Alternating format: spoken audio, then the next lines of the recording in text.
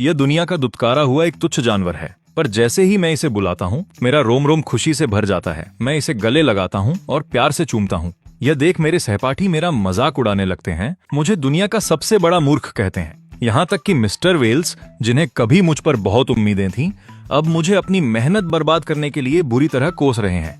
मैं बस खामोशी से मुस्कुराता हूँ, मुड़ता हूँ और अपनी हर चीज बेच देता हूँ। सारा पैसा 10,000 पाउंड मॉन्स्टर मीट पर लगा देता हूँ ताकि अपने पपी को खिला सकूं और उसके भीतर दबी उस गुप्त शक्ति को जगा सकूं। मैं उसके छोटे से सिर को सहलाता हूँ और मेरे दिमाग में एक कॉन्ट्रैक्ट नोटिफिकेशन गूंजता है, वफादारी, कभी धोखा न देना। क्या सोल बॉन्ड शुरू करें? मैं दृढ़ निश्चय के साथ हाँ चुनता हूँ। ऐसा महसूस होता है मानो मेरी आत्मा के टुकड़े टुकड़े हो रहे हों। मैं चीख पड़ता हूँ और जमीन पर गिर जाता हूँ।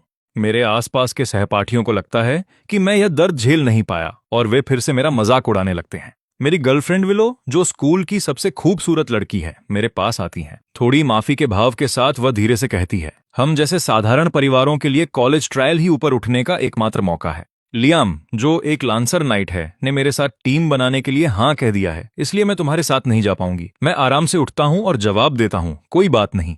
मेरे उस हल्के से जवाब को सुनकर जो सफाई उसने तैयार की थी वो उसके गले में ही अटक गई। उसे महसूस हुआ कि उसकी कोई अहमियत नहीं रही।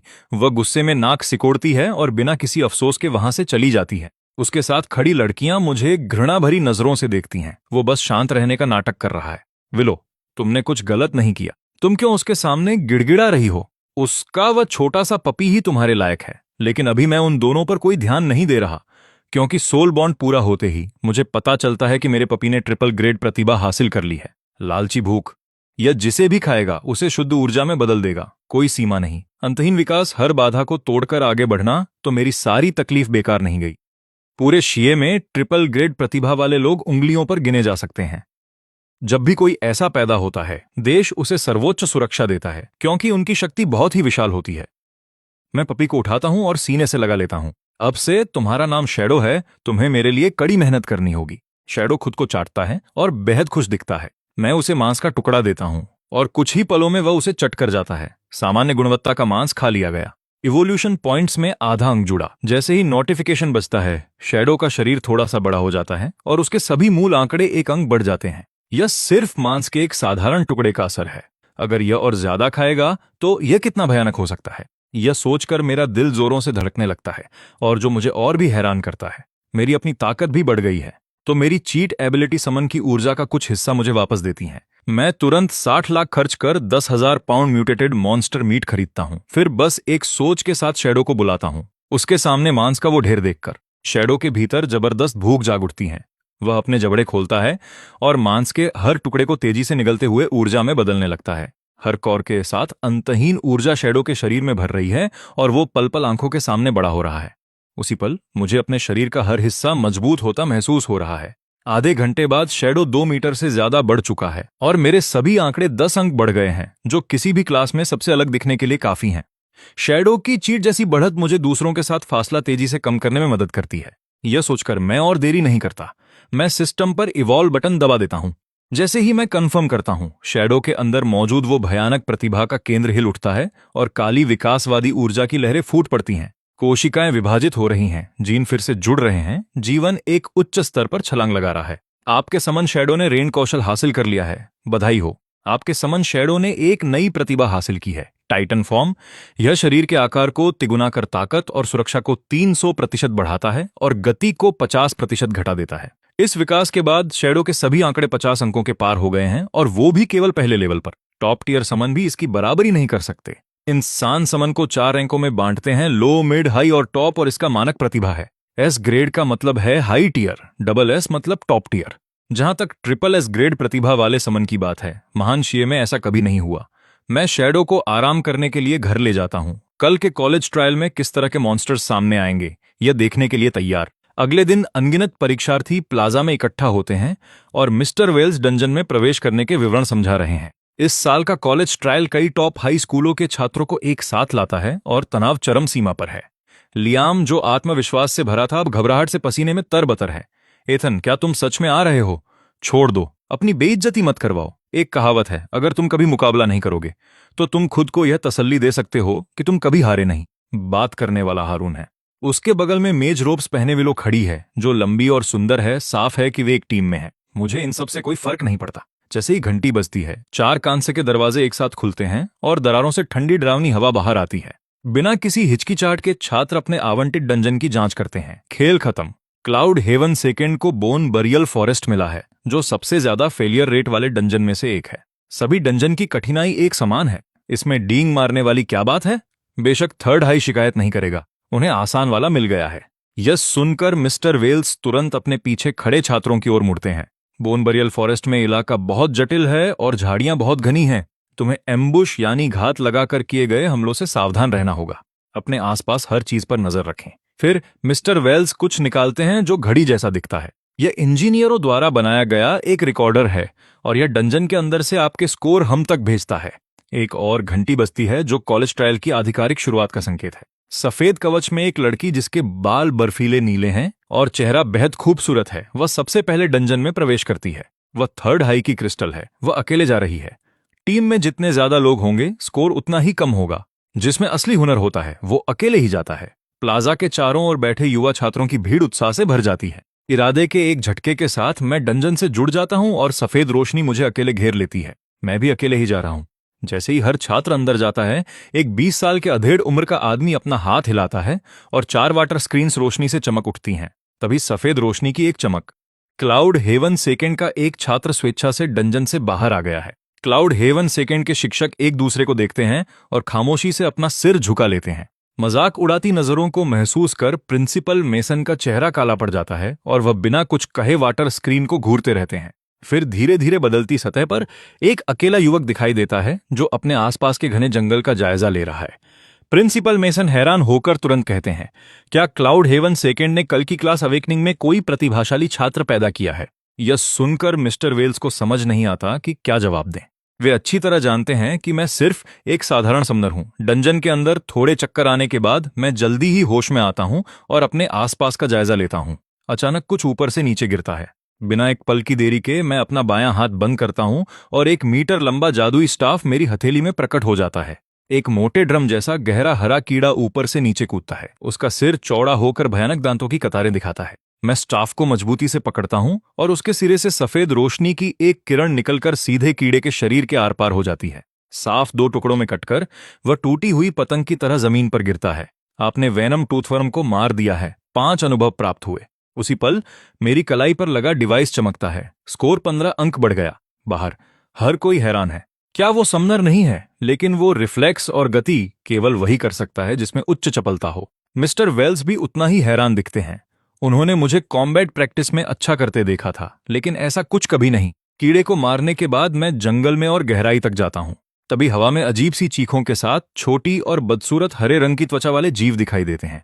मैं उन्हें तुरंत पहचान लेता हूं, गॉब्लिन्स। पाठ्यपुस्तकें उनका वर्णन दुष्ट, सनकी रूप से प्रजनन करने वाले और भोजन खत्म होने पर अपनी ही प्रजाति पर हमला करने वाले के रूप में करती हैं।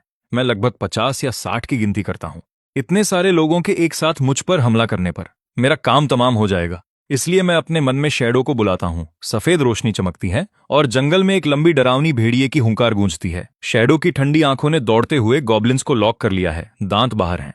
उसके अंगों में ताकत का विस्फोट होता है और वह तोप के गोले की तरह आगे की ओर बढ़ता है। सबसे आगे वाले गॉब्लिन की खोपड़ी तुरंत चकनाचूर हो जाती है और शरीर पीछे की ओर उड़ जाता है। दोनों तरफ के गॉब्लिन्स चिल्लाते हैं और पूरी ताकत से अपने हथियार घुमाते हैं। हड्डियों से बना हथियार शैडो की पीठ पर लगता है और एक तीखी आवाज के साथ 2 टुकड़ों में टूट जाता है। शैडो एक गॉब्लिन के सिर पर पंजा मारता है और उसकी खोपड़ी फूट जाती है। शैडो सारी सुरक्षा छोड़कर उन्हें ऐसे काटता है मानो वो वहां है ही नहीं। मंदबुद्धि गॉब्लिन्स भी डर महसूस करते हैं। वे हमला करना बंद कर देते हैं और दहशत में इधर उधर भागने लगते हैं। एक बार जब तुम आ गए हो तो कोई भी जिंदा वापस नहीं जाएगा। मैं शैडो को भागने वालों की ओर ले जाता हूं और खुद सबसे नजदीकी गॉब्लिन पर हमला करता हूं। यह खूंखार नजारा देखकर बाहर की भीड़ झूम उठती है। क्लाउड हेवन सेकेंड का एक सीनियर इतना पागल कैसे हो सकता है? समन को छोड़ो, वो खुद इतना ताकतवर कैसे है?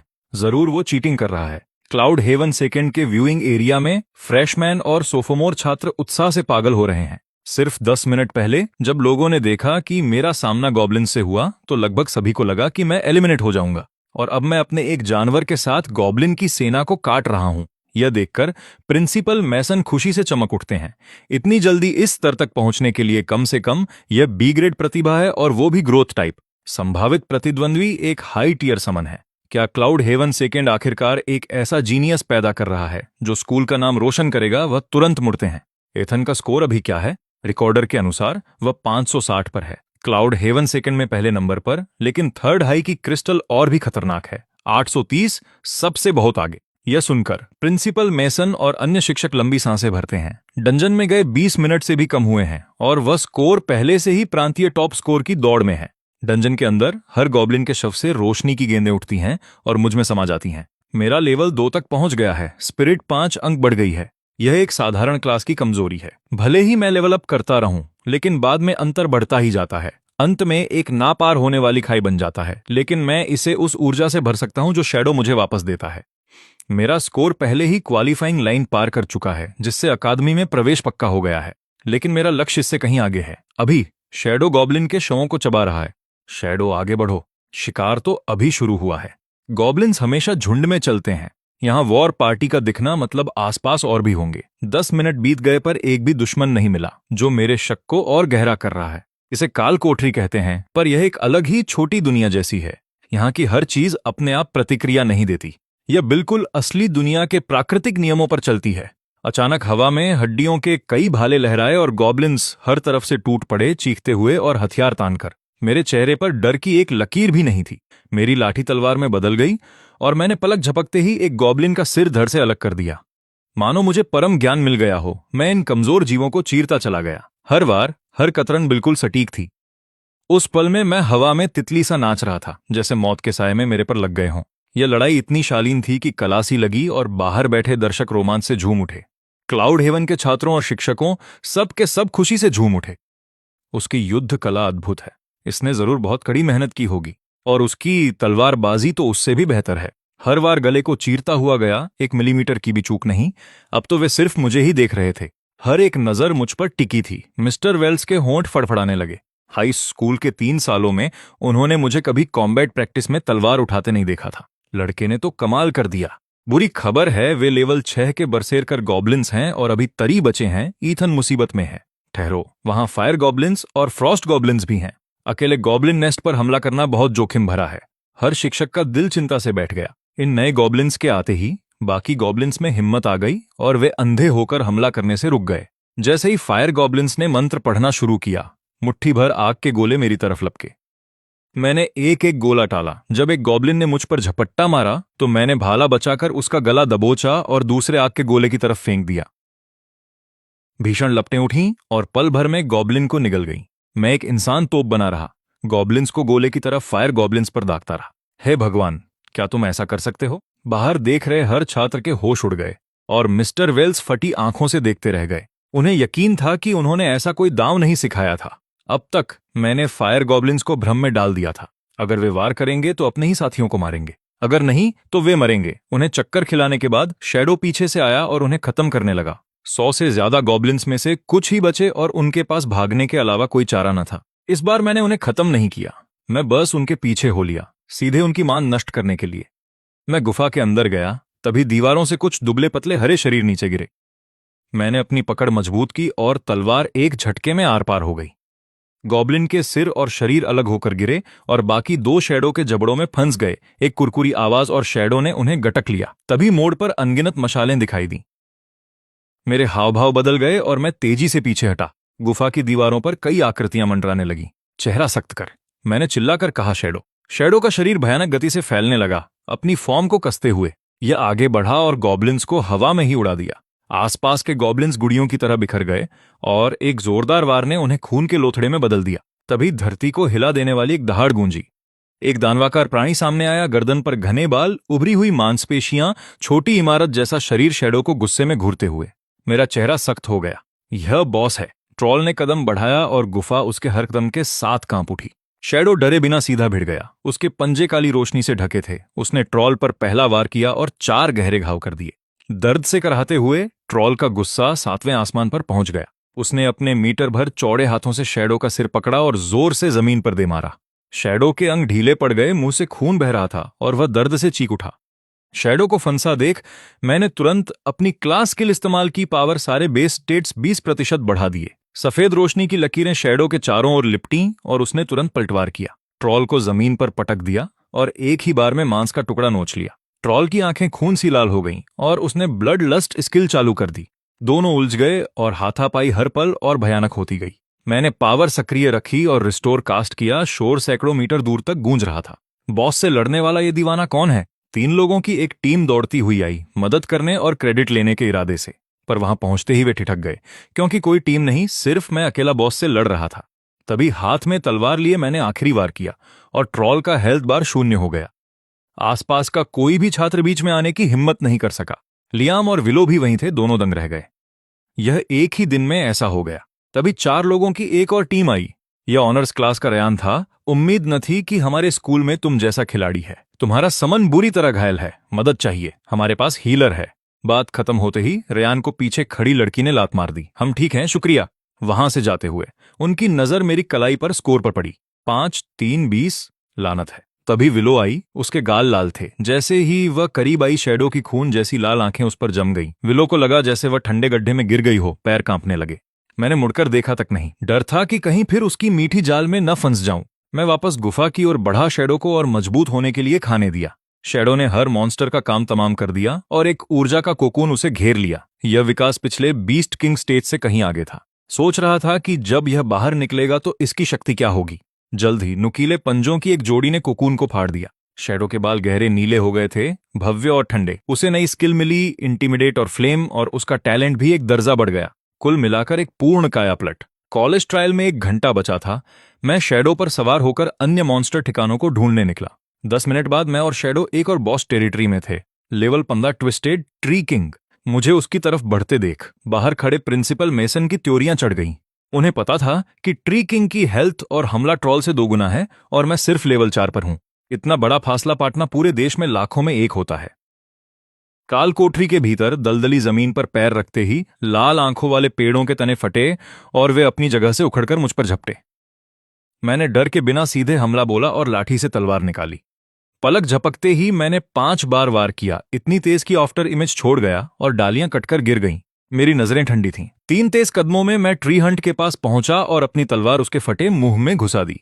घाव से रस बह निकला और ट्रीएंट का हेल्थ बार 0 हो गया। वह जमीन पर गिर पड़ा। अपने साथी की मौत देख आसपास के ट्रीएंट्स गुर्राए। तभी शैडो गुस्से में दहाड़ा और एक वार से नजदीकी ट्रीएंट को फाड़ दिया। फिर उसके भीतर से काली आग निकली जो उसके शरीर पर फैली और दूसरे ट्रीएंट्स पर कूद पड़ी। ट्रीएंट चीखे और डर में उठ खड़े हुए, पर लाख कोशिशों के बाद भी वे काली आग बुझा न पाए। वो आग जो उनके जीवन की ऊर्जा को ही खाकर जलती है। मैं खुद थोड़ा हैरान था। शैडो की फ्लैम एबिलिटी बिल्कुल पागलपन है। जल्द ही ट्री एंड्स उस काली आग में जलकर राख हो गए। काली लपटें वापस शैडो के शरीर में लौट आईं। ये आग शैडो को खाने का झंझट खत्म कर सीधे ऊर्जा सोखने देती थी। देखते ही देखते हम दोनों का एक लेवल बढ़ गया और मेरा स्कोर 7 आईवीज हो गया। अचानक जमीन फट गई और हाथ जितनी मोटी सुनहरी डालियां हमें जकड़ने के लिए बाहर निकली। दूर से एक भयंकर दहाड़ सुनाई दी। सैकड़ों ट्री एंड 100 मीटर ऊंचे ट्री किंग को लेकर आ रहे थे।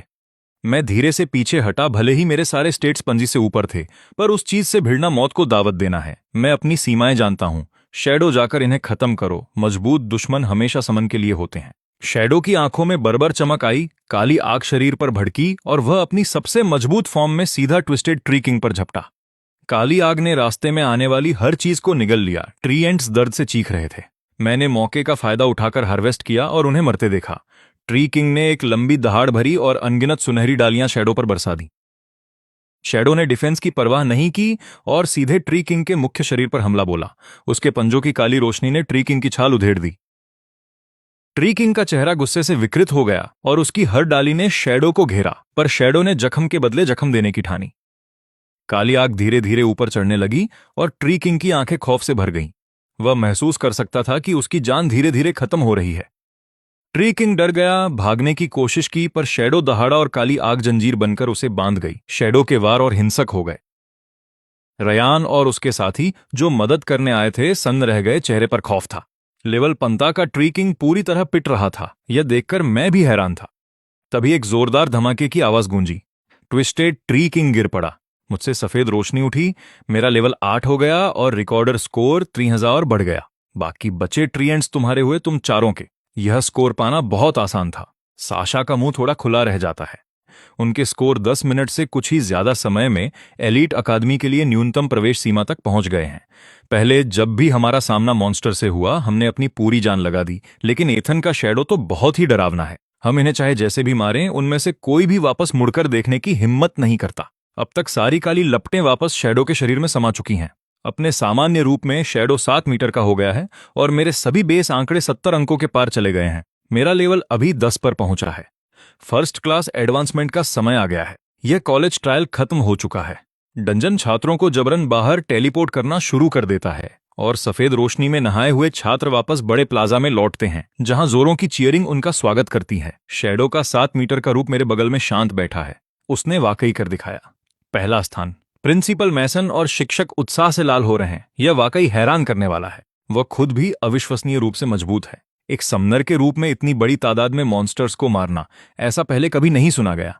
वेल्स, तुम्हें वाकई एक जबरदस्त छात्र मिला है। चलो एथन से मिलने चलते हैं। प्रिंसिपल मैसन इंतजार नहीं कर पाते और उन्हें साथ खींच ले जाते हैं। प्लाजा के दूसरी तरफ विलो का चेहरा पछतावे से पीला पड़ गया है।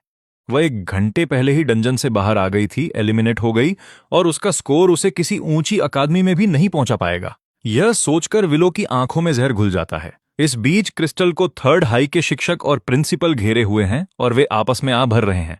क्लाउड हेवन सेकंड बहुत खुशनसीब रहा जिसने ऐसा मॉन्स्टर प्रोडिजी पैदा किया। हाँ बिल्कुल क्रिस्टल, निराश मत हो। तुम्हारा 19,500 का स्कोर पहले से ही शानदार है। मैं ठीक हूं। फिर क्रिस्टल क्लाउड हेवन सेकंड की तरफ देखती है, गहरी सोच में डूबी हुई। तभी प्रांतीय लीडर बोर्ड सामने आता है। इसमें कोई शक नहीं, मैं पहले स्थान पर हूं। शैडो वाकई कुदरत का एक करिश्मा है। न केवल इसके विकास की कोई सीमा नहीं है, बल्कि हर इवोल्यूशन के साथ इसकी युद्ध क्षमता डरावनी हद तक बढ़ती जा रही है। मैं पहले से ही अगले समन का बेसब्री से इंतजार कर रहा हूं। घर वापस आकर मैं यह खबर मॉम और लिलियन के साथ साझा करता हूं और प्रांतीय स्तर पर फर्स्ट आने के इनाम के 10 लाख होक्सिया सिक्के मेरे अकाउंट में आ जाते हैं। अब से मॉम और लिलियन को तंगी में नहीं जीना पड़ेगा। मैं क्लास एडवांसमेंट की तैयारी के लिए अपने कमरे में जाता हूं, जिसके लिए एक रैंडम डंजन को क्लियर करना जरूरी है। मैं पैनल पर देखता हूं और बिना किसी झिझक के फैसला करता हूं। मैं कन्फर्म दबाता हूं। मैं कमरे से गायब हो जाता हूं। सिस्टम नोटिफिकेशन निर्देशांक 0 से 8, 6 से 9 घटा 4। यह दुनिया तबाह होने की कगार पर है, जहां इंसानियत की आखिरी उम्मीद भी बुझने वाली है। क्या तुम तबाही लाओगे या मुक्ति? सिस्टम नोटिफिकेशन वैकल्पिक टास्क 1, 1000 कैलेमिटी बीस्ट का खात्मा करें। हो सके तो बचे हुए लोगों की रक्षा करें। वैकल्पिक टास्क 2, मदर कैलेमिटी को विकसित होने के लिए सब कुछ निगलने में मदद करें। कुल प्रतिभागी 10। समय सीमा 24 घंटे। आप स्वेच्छा से ब्लू स्टार नहीं लौट सकते। सिस्टम नोटिफिकेशन वैकल्पिक टास्क 1, 1000 कैलेमिटी बीस्ट का खात्मा करें। हो सके तो बचे हुए लोगों की रक्षा करें। वैकल्पिक टास्क 2, मदर कैलेमिटी की मदद करें। कुल प्रतिभागी 10, समय सीमा 24 घंटे। आप स्वेच्छा से ब्लू स्टार नहीं लौट सकते। बिना किसी चेतावनी के मैं एक उजड़े हुए बंजर इलाके में प्रकट होता हूं। मैं थोड़ी भ्रिकुटी सिकोड़ता हूं और बिना सोचे टास्क 1 चुनता हूं। अगर मदर कैलेमिटी सब कुछ निगल जाएगी तो मेरा शैडो क्या खाएगा? तभी पास के एक कांच के दरवाजे से एक आकृति उड़ती हुई आती है और एक छोटी लड़की जमीन पर गिरती है। साथ ही हजारों कांच के टुकड़े उसके ऊपर बरसते हैं। खून से लथपथ बिना खाल वाला एक कैलेमिटी बीस्ट धुंधले हॉल से बाहर आता है और उस पर झपट पड़ता है। लड़की अपने पास रखी लंबी तलवार तक पहुंचने की कोशिश करती है, पर वह एक कदम पीछे रह जाती है। मौत का खौफ उसके सीने में भर जाता है और उसके हाथ स्वाभाविक रूप से अपना चेहरा बचाने के लिए आगे आ जाते हैं। तभी तलवार की एक चमक आर पार निकल जाती है। रेंगने वाले उस बीस्ट का सिर अलग हो जाता है और हवा में उसका शरीर अपना संतुलन खोकर जमीन पर आ गिरता है। हेलो, मैं एथन हूं। मैं रॉबिन हूं।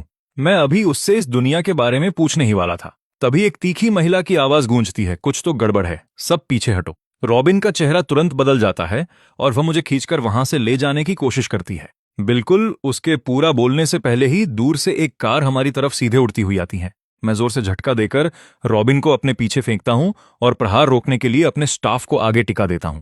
जबरदस्त टक्कर मुझे 10 मीटर पीछे घसीट ले जाती है। तब कहीं मैं रुकता हूं। रॉबिन का चेहरा डर से टेढ़ा हो जाता है और वह दर्द के बावजूद दौड़कर आती है। क्या तुम ठीक हो? मैं अपने सीने में उमड़ते खून को शांत करता हूं और सिर हिलाता हूं। फिर मैं आगे देखता हूं।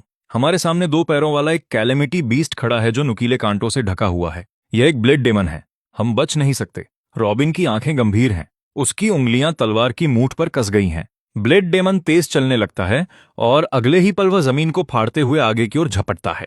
रॉबिन प्रतिक्रिया दे पाती उससे पहले ही एक आकृति उसके पास से गुजरती है, सीधे उसकी तरफ। मैं अपने स्टाफ से ब्लेड निकालता हूं और वह साफ गूंजती आवाज के साथ ब्लेड डेमन के तेज हथियार से टकराती है। ब्लेड डेमन चीखता है और अपना दूसरा ब्लेड वाला हाथ मेरे सिर पर घुमाता है। मैं उसे जोर से पीछे धकेलता हूं और चिल्लाता हूं, रॉबिन, अपनी तलवार मुझे दो। यह सुनकर रॉबिन बिना सोचे तलवार की मूठ पकड़ती है और मेरी तरफ फेंक देती है। ब्लेड डेमन इसे एक चुनौती की तरह लेता है। अपने दोनों ब्लेड वाले हाथों को तेजी से घुमाते हुए वह हमला करता है। मुझे जरा भी डर नहीं लग रहा। एक हाथ में तलवार, दूसरे में ब्लेड। कुछ ही सेकंडों में हम इतनी तेजी से दर्जनों वार का आदान प्रदान करते हैं कि धुंधली छाप छोड़ जाते हैं। 1000 से ज्यादा वार के बाद मुझे एक मौका मिलता है। मैं घातक प्रहार से बचने के लिए अपना सिर थोड़ा झुकाता हूं, फिर अपने बाएं हाथ की लंबी तलवार को ऊपर की ओर घुमाता हूं। धारदार किनारा ब्लेड डेमन के हाथ को आर पार काट देता है और वह कुछ समझ पाता उससे पहले मेरा ब्लेड सीधे उसके दिल में उतर जाता है। सख्त खाल को छेदते हुए मैं उसे आर पार कर देता हूं। रॉबिन अपना दुखता हाथ सहलाते हुए पास आती है। तुम यहाँ के नहीं हो, है ना? मुझे समझ नहीं आता कि क्या जवाब दूं, बस हल्की सी मुस्कान बिखेर देता हूं। हम अब जा सकते हैं। यह कार्मिक मियास्मा है। कार्मिक मियास्मा को आए पूरा 1 महीना हो चुका है। बहुत सारे लोग इस पीड़ा को झेल नहीं सके। वे पागल हो गए और मॉन्स्टर्स में बदल गए जिन्हें सिर्फ मारना आता है। अब मियास्मा फिर से बदल गया है। यहां तक कि इमारतें, पहाड़ और नदियां भी उत्परिवर्तित, म्यूटेट हो रही हैं। इंसानियत को अब नहीं पता कि जिंदा कैसे रहें। यह सुनने के बाद मुझे इस दुनिया की थोड़ी समझ हो गई है। तभी सड़क के मोड़ पर 1 दर्जन लोग दिखाई देते हैं। सब डरे हुए लग रहे हैं। रॉबिन, तुम अभी भी यहां क्या कर रही हो? भागो! आगे खड़ी लंबी महिला चिल्लाती है। जैसे ही वह बोलती है, जमीन कांपने लगती है। एक विशाल लहर हमारी तरफ बढ़ रही है। गहरा लाल कार्मिक मियास्मा आसमान में इकट्ठा हो जाता है और चारों दिशाओं से दहाड़ें आती हैं। हमारे चारों ओर की ऊंची इमारतों पर कैलेमिटी बीस्ट्स उभर आते हैं। खून की प्यासी आंखें हर किसी पर टिकी हैं।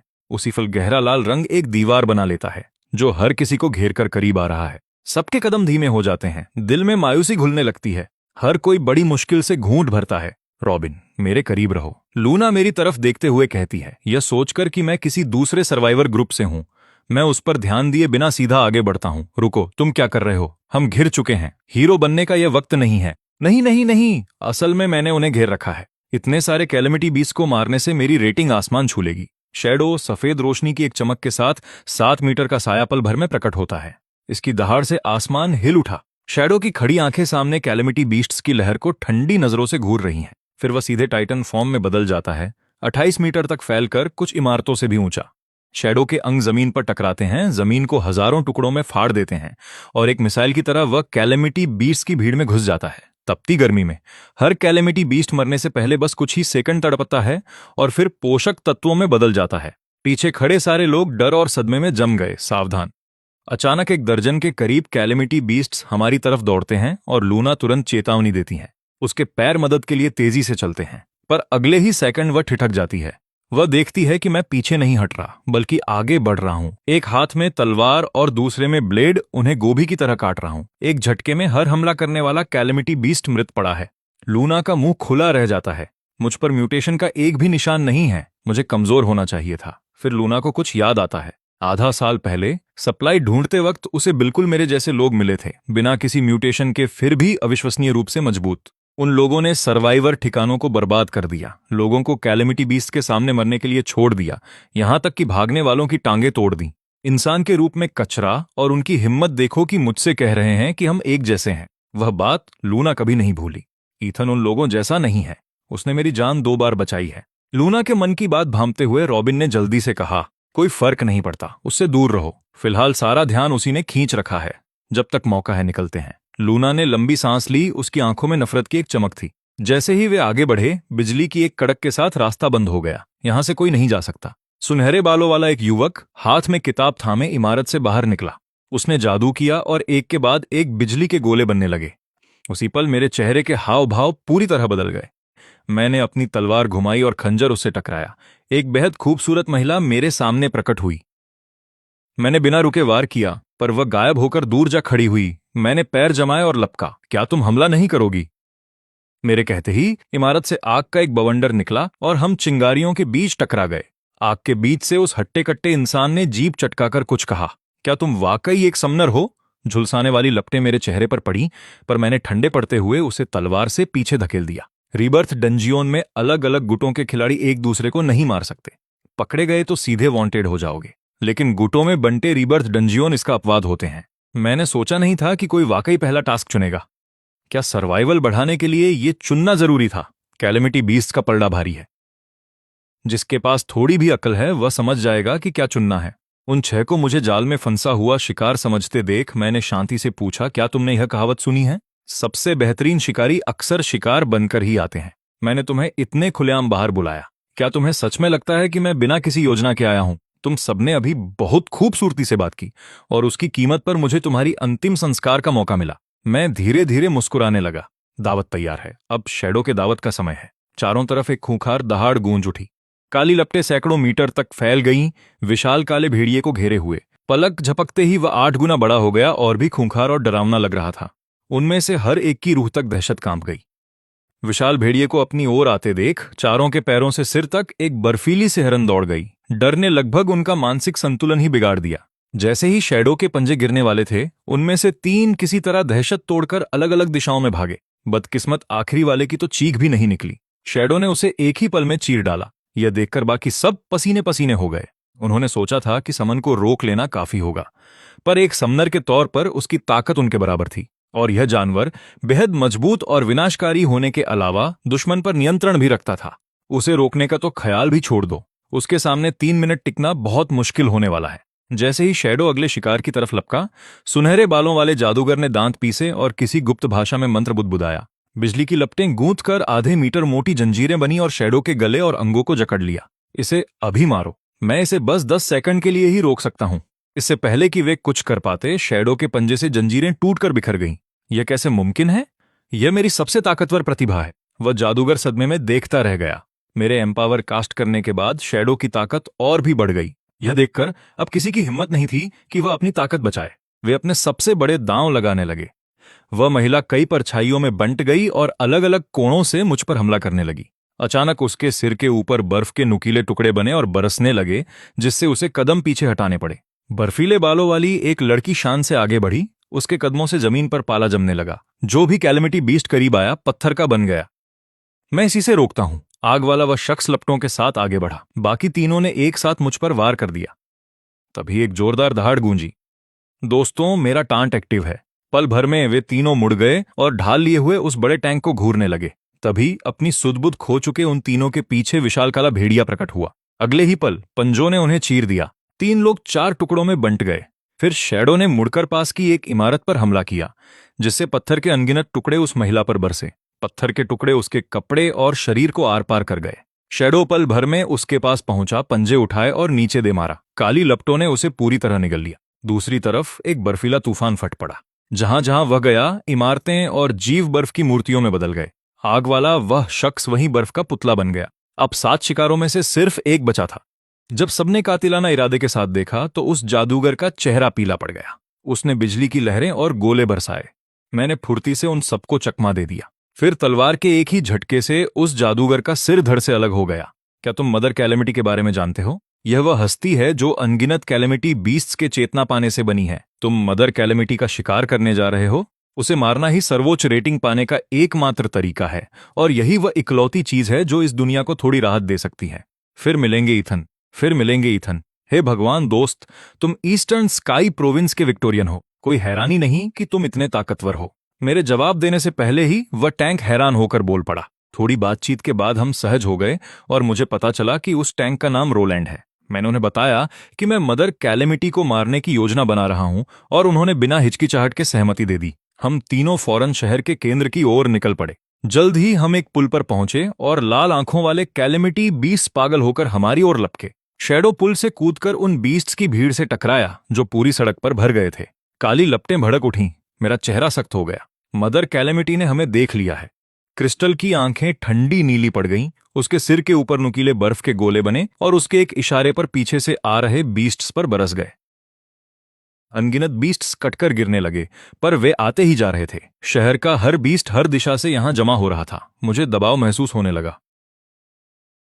इस पूरे शहर में करोड़ों कैलेमिटी बीस्ट्स हैं।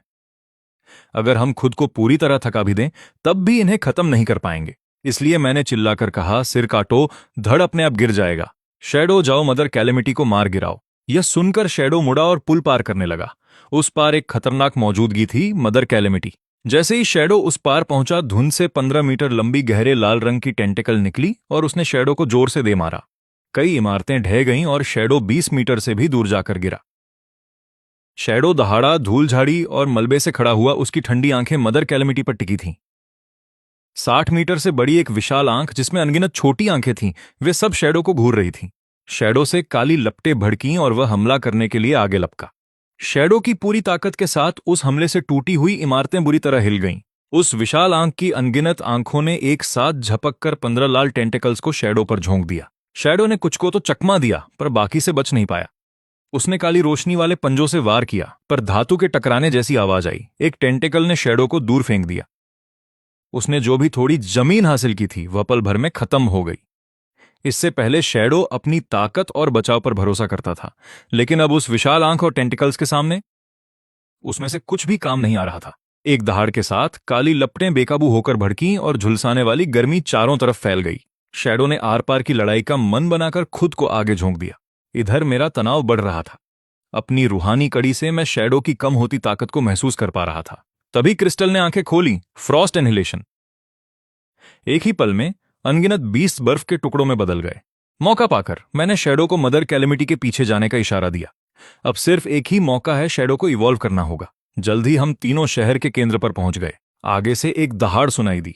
हमने बिना देर के अंदर दौड़ लगाई और देखा कि शैडो गंभीर रूप से जख्मी है। फिर भी वह पंजे जमाकर मजबूती से खड़ा था, हार मानने से इनकार कर रहा था। धीरे धीरे वह जिद्दी बनकर आगे बढ़ रहा था। यह देखकर मैं सीधा शैडो की ओर दौड़ा। शैडो, इन कैलेमिटी बीस्ट को निगल जाओ। साथ ही मैंने रिस्टोर और एम्पावर कास्ट किया। शैडो पर एक सफेद रोशनी छा गई और उसकी आंखों में चमक लौट आई। एक दहाड़ के साथ उसने टेंटिकल्स को पीछे धकेला और बीस्ट की भीड़ में घुस गया। काली लपटें कमल की तरह खिलीं और देखते ही देखते चारों तरफ फैल गईं। उस विशाल आंख ने खतरा भांप लिया और बीस्ट को दूर हटने का आदेश दिया, लेकिन तब तक बहुत देर हो चुकी थी। अंतहीन काली लपटें सोखी हुई ऊर्जा को वापस शैडो के शरीर में ले जाती हैं। बिना किसी हिचकिचाहट के मैं पैनल पर इवॉल्व दबाता हूं और शैडो के भीतर से काली शक्ति का एक भयानक सैलाब फूट पड़ता है, जो एक काले प्रकाश के खंभे के रूप में आसमान की ओर निकल जाता है। शैडो का शरीर पल भर में 100 मीटर से भी ज्यादा बड़ा हो जाता है। सिस्टम नोटिफिकेशन, बधाई हो, आपके समन शैडो ने स्विफ्ट कौशल हासिल कर लिया है। सिस्टम नोटिफिकेशन, बधाई हो, आपके समन शैडो ने एक नई प्रतिभा हासिल की है, अडमेंट बॉडी। सभी आंकड़े 60 अंकों तक बढ़ गए हैं। मैं एक लंबी सांस लेता हूं। एक और पूर्ण अपग्रेड। शैडो की खड़ी आंखें उस विशाल पुतली पर टिक जाती हैं। उसका शरीर पूरी तरह बदल चुका है। उसके सख्त भेड़िए जैसे बालों से हल्की सुनहरी चमक निकल रही है, जो उसे दिव्य और शक्तिशाली बना रही है, मानो उसका पुनर्जन्म हुआ हो। उसके सख्त भेड़िए जैसे बालों से हल्की सुनहरी चमक निकल रही है, जो उसे दिव्य और शक्तिशाली दिखा रही है। उस विशाल पुतली की आंखें बुरी तरह कांपने लगती हैं। जैसे ही वह काली शक्ति बाहर फटती है, सब कुछ विनाशकारी भूख के भयानक आभा से जम जाता है। लेकिन इसके बाद अंतहीन गुस्सा आता है। वह भी निगल सकता है और विकसित हो सकता है। वही तो है जिसे सबसे ताकतवर बनना है। गहरे लाल रंग के मोटे टेंटिकल्स एक साथ बाहर निकलते हैं और हवा उस शक्ति से गूंज उठती है। शैडो एक अचल पहाड़ की तरह खड़ा है। 15 गहरे लाल टेंटिकल्स उस पर वार करते हैं और केवल सुनहरी चमक थोड़ी कांपती है। काली लपटें ग्लटनी और टाइटन फॉर्म के साथ तुरंत फूट पड़ती हैं। काली लपटें 400 मीटर ऊंचे एक खूंखार जानवर का साया बनाती हैं और 1 किलोमीटर का इलाका पल भर में काली आग का सागर बन जाता है। शैडो सीधे उस विशाल पुतली की ओर दौड़ता है। जैसे ही उसके पंजे उठते हैं, उस विशाल जानवर के साये के पंजे भी उठते हैं और काली लपटों के पंजे नीचे की ओर प्रहार करते हैं। उस विशाल पुतली की कई आंखें तुरंत अंधी हो जाती हैं और दर्द से एक चीख निकलती है। उसके टेंटिकल्स शैडो पर बेतहाशा वार करते हैं, पर कोई नुकसान नहीं पहुंचा पाते। विशाल पुतली दहाड़ती है और तेजी से कार्मिक मियास्मा को खुद में सोख लेती है। पल भर में उसका शरीर और बड़ा हो जाता है और गहरे लाल टेंटिकल्स पर अनगिनत नुकीले कांटे उगने लगते हैं। यह मूल रूप से वह शक्ति थी जिसे उसने अगले जीवन स्तर तक विकसित होने के लिए बचा कर रखा था। अब उसे समय से पहले ही इसका इस्तेमाल करना पड़ रहा है। गहरे लाल टेंटिकल्स हर तरफ से शैडो को घेर लेते हैं। दोनों एक दूसरे पर जमकर हमला करते हैं। जमीन लगातार हिल रही है और दहाड़े आसमान में गूंज रही हैं। घंटों बाद खंडहरों में केवल शैडो ही खड़ा है। विशाल पुतली की अनगिनत आंखें बुझ चुकी हैं। उसका पूरा शरीर धीरे धीरे काली लपटों में समा रहा है। यह देखकर क्रिस्टलाइन पुतली मुस्कुराने लगती है। मदर कैलेमिटी और हजारों कैलेमिटी बीस्ट को मारने का हमें जो रेटिंग मिलेगा वो यकीनन बहुत ऊंचा होगा। अगले दिन रोशनी की एक चमक के साथ हम तीनों वहां से गायब हो जाते हैं। समय समाप्त। आपके प्रदर्शन के आधार पर निपटारा शुरू हो रहा है। कुल मारे गए कैलेमिटी बीस्ट्स 5 शुस। मदर कैलेमिटी को सफलतापूर्वक मार दिया गया है। बधाई हो, आपकी रेटिंग एकदम परफेक्ट है। क्लास समनर स्पोर्ट्समैन में अपग्रेड हुई है, दुर्लभ और अद्वितीय। विवरण एक अजीब क्लास जो आपकी वजह से पैदा हुई है। नया क्लास कौशल सीखने के लिए बधाई, स्पेल स्वॉर्ड मैनिफेस्ट। कौशल का प्रभाव एक ऐसी तलवार जो वास्तविक और अवास्तविक के बीच मौजूद है, जो हर शारीरिक सुरक्षा को दरकिनार कर एक मानसिक घाव देती है। पैनल को देखकर मैं थोड़ा हैरान हूं। यह शारीरिक सुरक्षा को अनदेखा कर सीधे निशाने के दिमाग को घायल करता है। मतलब जब तक दुश्मन के पास कोई मानसिक सुरक्षा न हो, उन्हें पल भर में काटा जा सकता है। यह कौशल वाकई में भयानक है। अनगिनत पैटर्न वाली एक तलवार मेरे हाथ में दिखाई देती है और इसे बनाते ही मेरी मानसिक ऊर्जा पूरी तरह खत्म हो जाती है। मैं सिर हिलाता हूं और स्पेल स्वॉर्ड को हटा देता हूं। लगता है इस कौशल का इस्तेमाल ट्रम्प कार्ड की तरह किया जा सकता है। मैं हल्की मुस्कान के साथ अपना फोन खोलता हूं। रोलैंड और क्रिस्टल की फ्रेंड रिक्वेस्ट स्वीकार करने के बाद मुझे मिस्टर वेल्स का एक मैसेज दिखता है। एलीट अकादमियों के रिक्रूटर्स आज 2 बजे आएंगे, तुम्हें स्कूल आ जाना चाहिए। मैं एक पल सोचता हूं और कुछ खास काम न होने पर मैं तुरंत उठकर निकल जाता हूं। क्लाउड हेवन सेकंड में मिस्टर वेल स्कूल के गेट पर इंतजार कर रहे हैं। जैसे ही वे मुझे देखते हैं, वे जल्दी से पास आते हैं। तुम आखिरकार आ ही गए। इस बार सभी 5 एलीट अकादमियों ने क्लाउड हेवन सेकंड में रिक्रूटर्स भेजे हैं। क्लाउड हेवन सिटी में यह अभूतपूर्व है। मैं मिस्टर वेल्स के साथ दफ्तर की ओर जाता हूं। मिस्टर वेल्स दराज से एक ड्रैगन के आकार की सोल रिंग निकालते हैं। इसमें अकादमी का इनाम है। अंदर वे उपकरण और स्किल बुक हैं जिनकी तुम्हें जरूरत है। मेरी आंखें चमक उठती हैं। मुझे इन्हीं की जरूरत थी। मेरी पुरानी पाम स्वॉर्ड, एक सामान्य ग्रेड का हथियार, बहुत सारी कठिन लड़ाइयां झेल चुकी है। वह टूट चुकी है। मैं सोल रिंग लेता हूं और अपनी चेतना को अंदर भेजता हूं। जानकारी की 2 धाराएं तुरंत सतह पर आ गईं। पहली है sky power staff blade. Sky sword form में इसे एलिट एम्पावरमेंट मिलता है, जो किसी भी चीज को काटने में सक्षम है। स्काई स्टाफ फॉर्म में इसे ज्ञान की आभा मिलती है, जो लगातार मानसिक ऊर्जा को बहाल करती है और किसी भी कौशल के प्रभाव को 50% बढ़ा देती है। दूसरी एक स्किल बुक है, ब्लिंकस टेप, जो उपयोगकर्ता को एक ही पल में 100 मीटर के भीतर किसी भी दूरी को पार करने देता है। इस गियर और स्किल बुक को देखकर मैं पूरी तरह संतुष्ट हूं। 2 बजे के करीब एक प्राइवेट गाड़ी क्लाउड हेवन के दूसरे हाई स्कूल के पास रुकती है और कई पुरुष और महिलाएं बाहर आते हैं। प्रिंसिपल मैसन गंभीर दिखते हैं। वे बिना किसी लापरवाही के आगे बढ़ते हैं।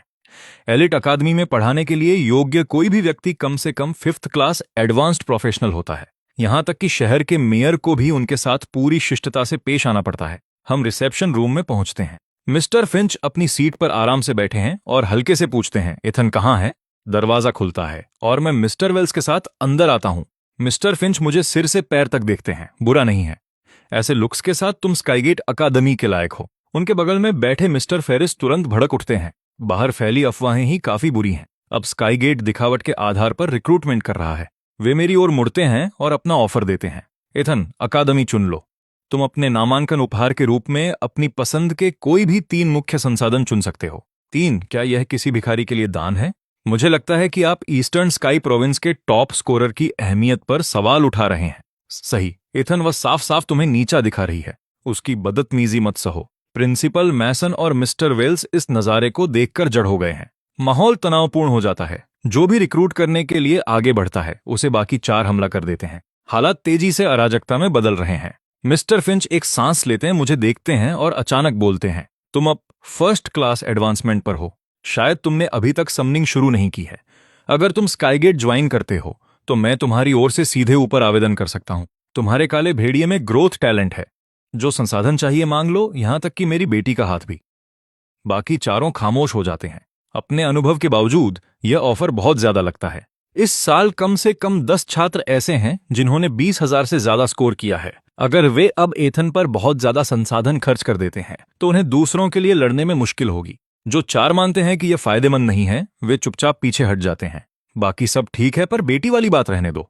मिस्टर फिंच की भौहें ढीली हो जाती हैं। वे मन ही मन सोचते हैं, अच्छा है, अगर तुम्हें कोई अधिक परिपक्व पसंद है तो मैं भी उपलब्ध हूं। मैं कहना चाहता हूं कि मेरा वह मतलब नहीं था, पर शब्द मेरे गले में ही अटक जाते हैं। आखिरकार मैं स्काईगेट अकादमी चुनता हूं, इसलिए नहीं कि मिस्टर फिंच बहुत हैंडसम है, बल्कि इसलिए क्योंकि जो वे ऑफर कर रहे हैं वह बहुत ज्यादा है। शुरुआती दिन जल्द ही आ जाता है। मिड स्काई सिटी में स्काईगेट अकादमी 9-फोल्ड प्रोविंस की राजधानी, जहां देश भर के सबसे ज्यादा स्कोर वाले छात्र इकट्ठे होते हैं। मैं यादृच्छिक रूप से एक डॉर्म रूम चुनता हूं। अंदर हर सुविधा और रोजमर्रा की जरूरत की चीजें पहले से तैयार हैं। उसी पल कस्टमाइज्ड डिवाइस अचानक बजता है और एक मैसेज आता है, आपकी समनिंग सामग्री स्वीकृत हो गई है। अगर आपको किसी और संसाधन की जरूरत है तो बस पूछें, मैं अधिकतम आवंटन के लिए आवेदन कर दूंगा। मैसेज भेजने के बाद मिस्टर फिंच अपनी नरम कुर्सी पर पीछे झुक जाते हैं। उनके बगल में मिस क्विन हैरान दिखती हैं। हमारे संसाधन 4 प्रोविंशियल टॉप स्कोरर्स को रिक्रूट करने के लिए काफी थे। आप उसे जो दे रहे हैं वह एथन की वास्तविक कीमत से कहीं ज्यादा है। मेरी स्पष्टवादिता को माफ करें, वह हमारे ऑफर के लायक नहीं है। मिस्टर फिंच बस मुस्कुराते हैं। फ्रेशमैन टूर्नामेंट कल है, सच अपने आप सामने आ जाएगा। मैंने समनिंग का सामान जमीन पर रखा और खाली हवा में हाथ फैलाया। समनिंग की कला सक्रिय होते ही कमरा सफेद रोशनी से भर गया। कुछ मिनट बाद मेरे सामने 60 सेंटीमीटर चौड़ा एक चांदी जैसा जीव आया। 2 जोड़ी पंख फड़फड़ाता हुआ एक चांदी की पतंगा मेरे होंठ का कोना फड़फड़ाया। मैंने चुपके से उसका स्टेट्स पैनल चेक किया। Summon, silver moth, level 10, strength 1, constitution 1, agility 1, magic 1, कुल स्टेट्स 4। शुरुआत में शैडो से भी कमजोर। मैंने अपना सिर हिलाया। यह मेरे देखे गए सबसे कमजोर समन का नया रिकॉर्ड है, पर कोई बात नहीं, मैं तुम्हें अपार संभावनाओं की राह पर ले जाऊंगा। चांदी की पतंगा धीरे धीरे मेरी ओर फड़फड़ाई। मैंने उसे पकड़ने के लिए उंगली आगे बढ़ाई। सिस्टम नोटिफिकेशन, जांच पूरी, लॉयल्टी 100%, यह कभी धोखा नहीं देगी। सोल बॉन्ड शुरू करें। मैंने तुरंत पुष्टि की। आत्मा के फटने का तीखा दर्द गहराई से उमड़ पड़ा। सिस्टम नोटिफिकेशन आया। बधाई हो, आपके समन ने SSS ग्रेड का अनोखा टैलेंट जगाया है। मायरीड फॉर्म, जो कोई भी रूप ले सकता है और अलग क्षमताएं पा सकता है। उस पल चांदी की पतंगा चांदी जैसी रोशनी में घुल गई और मेरे ही एक रूप में ढल गई। एक बेसुध आवाज में उसने कहा, मास्टर। शुरुआती खोजबीन के बाद मुझे आखिरकार मायरीड फॉर्म की शक्ति समझ आई। मैंने डिब्बा खोला। अंदर युद्ध के कवच के टुकड़े थे। मैंने चांदी की पतंगा की ओर इशारा किया और अपने विचार भेजे। पतंगा ने धीरे से सिर हिलाया। वह चांदी की रोशनी में घुल गई और मेरे हाथ पर लिपट गई। पल भर में चांदी का युद्ध कवच प्रकट हुआ और धीरे धीरे पूरे शरीर को ढक लिया। मुझे कोई असहजता या वजन महसूस नहीं हुआ, मानो यह कवच हमेशा से मेरा हिस्सा रहा हो। मैं पूरी तरह संतुष्ट था। मायरीड फॉर्म में धातुओं के साथ मिलकर कठोरता बढ़ाने की भी क्षमता है। लालची भूख की तरह यह एक राक्षसी प्रतिभा है जो अनंत तक मजबूत हो सकती है। मैंने चांदी की पतंगा को तुरंत रिफाइन करना शुरू करने का फैसला किया। मैंने मिस्टर फिंच को संदेश भेजकर विशेष गुणों वाली धातुएं मांगी। आधे घंटे के भीतर सामान आ गया। वे सभी दुर्लभ धातुएं थीं जिनके अपने खास गुण थे। हर एक कीमती संसाधन। अपने कमरे में वापस आकर मैंने फ्यूजन शुरू किया। मेरे शरीर पर कवच जल्दी ही अविश्वसनीय रूप से कठोर हो गया। एक सेकंड क्लास प्रोफेशनल के लिए भी इसे तोड़ना मुश्किल होगा। कवच का वजन 5 टन है, पर मुझ पर कोई असर नहीं। अगर यह किसी दुश्मन पर गिरे तो जैसे पहाड़ टूट पड़ा हो। मैं लिविंग रूम की ओर बढ़ा। हंगामा सुनकर मेरे 3 रूममेट हैरान दिखे। एक आदमी आगे आया। नमस्ते, मैं फेलिक्स हूं, चिन्युआन प्रांत में दूसरा स्थान। ये मत कहना कि ये किस्मत से एक मजबूत समन पाकर मिला। फेलिक्स ने साधारण क्लास के साथ टॉप किया है। यह एक प्रभावशाली उपलब्धि है। ठंडे चेहरे वाला आदमी उपेक्षा से बोला। वह डेमन है। मेरी नजर में एक शक्तिशाली समन होने का मतलब है कि ईथन खास है। खास? बस किस्मत। फ्रेशमैन टूर्नामेंट में मैं तुम्हें दिखाऊंगा कि असली जीनियस और लकी खिलाड़ियों में क्या फर्क होता है। ठीक है, वहां मिलते हैं। बहस बढ़ने ही वाली थी कि पूरी अकादमी में एक आवाज गूंजी। सभी फ्रेशमैन स्काइलर प्लाजा में इकट्ठा हों। तो फ्रेशमैन टूर्नामेंट आधा महीना पहले हो रहा है। शहर के बाहर म्यूटेंट 20 के बढ़ने की वजह से अकादमी हमें सफाई की ड्यूटी देने वाली है। कालेब ने काउच से कहा। यह सुनकर मैं चुप हो गया। मुझे अचानक रिबर्थ डंजन वर्ल्ड की याद आई।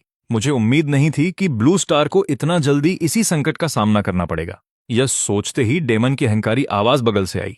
तुम बिल्कुल सही समय पर आए, ईथन। मैं तुम्हें कुचल दूंगा और साबित करूंगा कि मैं टॉप स्कोर के ज्यादा लायक हूं। उसके अहंकारी चेहरे को देख मैं मुस्कुराया। तो देखते हैं कि ऊपर कौन रहता है, पर मैं तुम सबको कुचल दूंगा। स्काईगेट प्लाजा में नए छात्र इकट्ठा हुए। हेडमास्टर ने सोचा टॉप 100 को बाहर भेजकर 20 को खत्म करना होगा। मौत के दबाव में वे तेजी से बढ़ते हैं। उनके पीछे खड़ी सेक्रेटरी ने टैबलेट लिए सिर हिलाया। आधे महीने बाद होने वाला टूर्नामेंट अब बड़े रिबर डंजन रिफ्टमा कैनियन में होगा। यह टूर्नामेंट तय करेगा कि किसे कितने संसाधन मिलेंगे। घोषणा के बाद डंजन का गेट धीरे धीरे खुला। मॉन्स्टर्स की एक शक्तिशाली ऊर्जा बाहर रिसने लगी और प्लाजा में फैल गई। कुछ लोगों के पैर कांपने लगे और होंठ थरथरा गए। रोलैंड बेसबरी से भीड़ में कुछ ढूंढ रहा था। जल्द ही उसने मुझे देख लिया, वह दोस्त जिसके बारे में वह सोच रहा था। लंबा रोलैंड एक छोटे बालों वाली भूरी आंखों की लड़की के साथ आया। उसने कहा था कि वह मेरी तरह स्काईगेट के लिए अप्लाई कर रहा है और मुझे लगा वह मजाक कर रहा है। मुझे उम्मीद नहीं थी कि वह वाकई ऐसा करेगा। ईथन, यह मेरी बहन रोवन है। नमस्ते, मैंने अजीब ढंग से जवाब दिया। रोवन डरकर अपने भाई के पीछे छिप गई। उसकी आवाज मुश्किल से सुनाई दी। मैंने बेपसी में आह भरी और उन्हें पार्टी इनवाइट भेजा। मुझे दूसरों के साथ टीम बनाते और बोझ उठाते देख ठंडे चेहरे वाला डेमन हल्का सा झिझका। हो, उसने ठंडेपन से व्यंग्य किया। मैंने कोई जवाब नहीं दिया। हम तीनों वहीं गायब हो गए। जल्द ही सभी छात्र अंदर गए और इंस्ट्रक्टर ने हाथ लहराकर वाटरवुड प्रोजेक्शन बनाया। रिफ्टमा कैन्यन सैकड़ों किलोमीटर तक एक विशाल भूल भुलैया की तरह फैला है। अंदर जाते ही सामने दहाड़ गूंजी। अपनी वर्तमान शक्ति को परखने का सही मौका। विचार आते ही चांदी की पतंगा सफेद रोशनी में सामने आई। कुछ कदमों के भीतर चांदी का कवच मेरे शरीर पर छा गया। मेरे दाहिने हाथ ने हवा को जकड़ा और स्काई पावर स्टाफ ब्लेड प्रकट हुआ। मैंने पीठ से चांदी की तलवार निकाली, जमीन पर पैर पटका और पलक झपकते ही दर्जनों मीटर दूर मॉन्स्टर्स के सामने प्रकट हुआ। ब्लिंक स्टेप, जिसे मैं अब दूरी तय करने के लिए इस्तेमाल करता हूं। स्काई स्वॉर्ड घूमी और मॉन्स्टर्स को ऐसे काटा जैसे टोफू कट रहा हो। रुके बिना मैं एक आफ्टर इमेज में बदल गया। पलक झपकते ही मैंने सबको सीधे काट दिया। सभी मॉन्स्टर्स हैरान होकर गिरने लगे, इससे पहले कि वे कुछ कर पाते। यह देखकर रोलैंड उत्साह से चिल्लाया, ईथन तुम तो हैवान हो। बिना कुछ किए उसका एक्सपीरियंस बढ़ता जा रहा था। दूसरों के कंधे पर सवार होकर जीत का यही मजा है। डंजन के बाहर इंस्ट्रक्टर दंग थे। उसकी गति और वार किसी मेली टाइप क्लास से मेल खा रहे हैं। उसके बेस स्टेट्स और भी असाधारण हैं। भले ही ईथन सेकंड क्लास एडवांस्ड होता, वो स्टेट्स नामुमकिन थे। वह तो अभी फर्स्ट क्लास ही है। क्या वो चांदी वाली तितली कोई साधारण समन नहीं है? यह अपने मास्टर के साथ मिलकर ताकत बढ़ा सकती है। एक विशेष समन, एक ऐसा समन जो हथियार में बदल जाए। मैंने ऐसा कभी नहीं सुना। अनुभवी इंस्ट्रक्टर भी हैरान थे। अभी बाकियों में से हाईएस्ट स्कोर वाले के पास उसके पॉइंट्स का सिर्फ 3% है। अगर यही सब है तो उसका टॉप स्कोरर का खिताब बस नाम का है। वह तुम्हारा भावी दामाद है। उसे शर्मिंदा करने से तुम्हें क्या फायदा होगा? मिस्टर फिंच बोलने ही वाले थे कि उनके सिर पर एक थप्पड़ लगा। वे चुप हो गए। डंजन के अंदर मेरा चांदी का कवच खून में सराबोर था। मैं इन लेवल 20 मॉन्स्टर्स को एक वार में खत्म कर सकता हूं। मैं अब सेकंड क्लास एडवांस के शिखर पर होना चाहिए। थर्ड क्लास दुश्मन के खिलाफ भी मैं सुरक्षित बच सकता था। उस पल नकारात्मक भावनाओं ने मुझे घेर लिया, मुझे खुदकुशी के लिए मजबूर करने लगी। मुझे स्थिर देख रोलैंड जल्दी से बोला, रोवन सोल रेन हटा लो। अपने टैलेंट की अजीब प्रकृति जानते हुए रोवन घबरा गई और उसे हटा लिया। मैं मुस्कुराया और उसे ढांढस बंधाया। सब ठीक है, यह मुझे प्रभावित नहीं कर सकता। मैंने रिकॉर्डर पर नजर डाली। अभी तक सिर्फ सबूस पॉइंट्स। रफ्तार बहुत धीमी है। तेजी से बढ़ने के लिए मुझे पहला स्थान हासिल करना ही होगा, ताकि अकादमी के संसाधनों पर मेरा अधिकार हो। चाहे वह सिल्वर मॉथ हो या शैडो, दोनों को बहुत बड़े संसाधनों की जरूरत है। इस विचार के साथ मैंने अपना ध्यान बदला। सफेद रोशनी से एक विशाल हिंसक डेमन वुल्फ बाहर आया। उसकी डरावनी दहाड़ घाटी में गूंज उठी। शैडो को पहली बार देख रोवन सिमटकर मेरे पीछे छिप गई। जाओ शैडो, इस घाटी के हर मॉन्स्टर को निगल लो। आदेश मिलते ही शैडो की आंखें हिंसक हो गईं। वह गायब हुआ और घाटी की गहराई में दौड़ पड़ा। जल्द ही मेरी कलाई पर मौजूद रिकॉर्डर बढ़ते स्कोर के साथ बीप करने लगा। मैं पॉइंट बटोरने के लिए दूसरे रास्ते पर निकल पड़ा। दूरी पर एक युवती अनगिनत मॉन्स्टर्स पर गहरे लाल रंग की बिजली गिरा रही है। जैसे ही यह टकराती है 100 मीटर के दायरे में जमीन फट जाती है। गहरा लाल रंग का वज्र फूटता है और हर मॉन्स्टर को तहस नहस कर देता है। युवती के चेहरे पर अभी भी भूख साफ झलक रही है।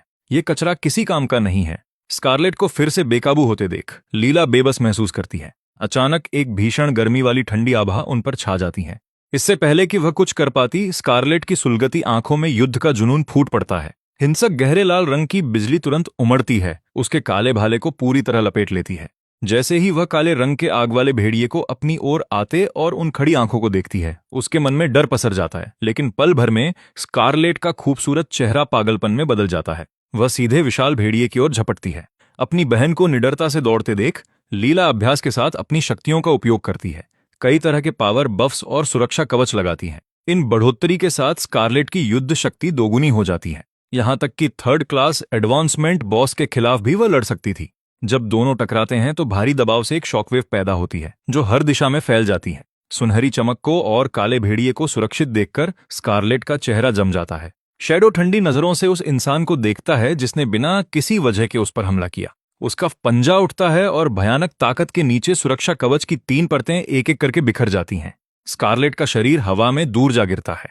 लीला का चेहरा बुरी तरह बदल जाता है। वह अपनी हथेलियां जोड़ती हैं और दर्जनों मीटर लंबा एक पवित्र स्वरूप धीरे धीरे प्रकट होता है। मैं तुम्हें यहां बुलाती हूं, 6th guardian angel triple less talent angels grace सक्रिय। एक सुनहरी रोशनी की ढाल तुरंत ऊपर उठती है, जो दोनों बहनों को घेर लेती हैं। स्कारलेट पीछे हटती हैं। वह अपना वाक्य पूरा कर पाती उससे पहले ही शैडो आगे बढ़ता है। काली रोशनी से चमकता अपना पंजा उठाता है और सुनहरी ढाल को एक झटके में टुकड़े टुकड़े कर देता है। वह उन्हें एक ठंडी नजरों से देखता है और आगे बढ़ जाता है। उन पर अब और ध्यान नहीं देता। बाहर सन्नाटा छा जाता है। हेडमास्टर समेत सभी इंस्ट्रक्टर निशब्द रह जाते हैं। क्या वाकई एक समनर के पास अभी अभी क्लास अप करने के बाद इतनी ताकत होनी चाहिए? यह डरावना है। यह ताकत सेकंड क्लास एडवांसमेंट से कहीं परे है। इस अलौकिक युद्ध शक्ति को देखकर सबके दिमाग में एक ही शब्द आता है, उसके स्तर पर कोई बेजोड़ नहीं। इस पीढ़ी का एक राक्षस सा प्रतिभाशाली आत्माभिमानी मिस्टर फिंच को देखकर मिस क्विन पूरी तरह हिल जाती हैं। उन्होंने वाकई एक नामुमकिन चीज पर दांव लगाया था। क्या मिस्टर फिंच वाकई एक जीनियस हो सकते हैं? अगले 10 घंटों में शैडो हजारों मॉन्स्टर्स को मार गिराता है, जिसमें 3 थर्ड टियर बॉस भी शामिल हैं। उसके अगले इवोल्यूशन तक केवल 1300 अंक बाकी हैं। यह आधे दिन की कमाई है, पर अब विकास और मुश्किल होता जाएगा। रोलैंड और रोवन इस बीच रोमांचित हैं। उन्होंने कभी इतनी आसानी से और बिना किसी मेहनत के लेवल अप नहीं किया था। मैं मुस्कुराता हूं और रिकॉर्डर की ओर देखता हूं। मेरा स्कोर 30,000 तक पहुंच गया है। शैडो अपनी सफाई से वापस आता है और मैं उस पर रिस्टोर कास्ट करता हूं। जल्द ही डंजन टाइमर खत्म होता है। सफेद रोशनी हमें घेर लेती है और हम वापस स्काइलर प्लाजा में टेलीपोर्ट हो जाते हैं। अनगिनत हैरान आंखें मेरी ओर मुड़ती हैं। कई छात्र चोटिल दिखते हैं, खासकर डेमन, जो अपमान के कारण जमीन पर मुक्के मारता है। अपनी पूरी ताकत लगाने के बावजूद वह एक काले भेड़िए द्वारा आसानी से बुरी तरह घायल कर दिया गया था। अब मैं छात्र रैंकिंग की घोषणा करूंगा। पहला स्थान एथन 34,500 अंक। यह सुनकर डेमन की आंखें फैल जाती हैं। वह तुरंत होलोग्राफिक स्क्रीन पर देखता है। मेरा स्कोर सबसे ऊपर है, बाकी सबसे बहुत आगे। नामुमकिन। डेमन इसे मानने से इनकार करता है, सोचता है कि रैंकिंग खराब है। सिर्फ वही नहीं, कई लोगों को यह विश्वास नहीं होता। बाकी सबके स्कोर इतने कम क्यों हैं? उन 2 टॉप स्कोरर्स के भी। भ्रम को समझते हुए सेक्रेटरी समझाती हैं, जो काला भेड़िया तुमने देखा वह एथन का समन है। तुम में से कई लोगों ने उसे रोकने की कोशिश की और एक झटके में बुरी तरह घायल हो गए। सबके चेहरे पर सदमा छा जाता है। फ्रेशमैन टूर्नामेंट यहां खत्म होता है। क्रेडिट रिवॉर्ड्स आपके अकाउंट में डाल दिए जाएंगे, आप जा सकते हैं। वापस स्वीट में जब मैं दरवाजा खोलता हूं तो डेमन के चेहरे पर कुछ बेचैनी दिखती है। वह हिचकिचाता है, फिर गहरी सांस लेता है। तुम्हारे लिए पहले कुछ आया था। उन्होंने कहा कि यह सामग्री का दूसरा बैच है। तुम वहां नहीं थे, इसलिए मैंने इसे तुम्हारे कमरे में रख दिया। समझ गया, शुक्रिया। कोई बात नहीं। अपने कमरे में वापस आकर मैंने काला क्रेट खोला। इसमें पहले बैच से भी ज्यादा दुर्लभ धातुएं हैं।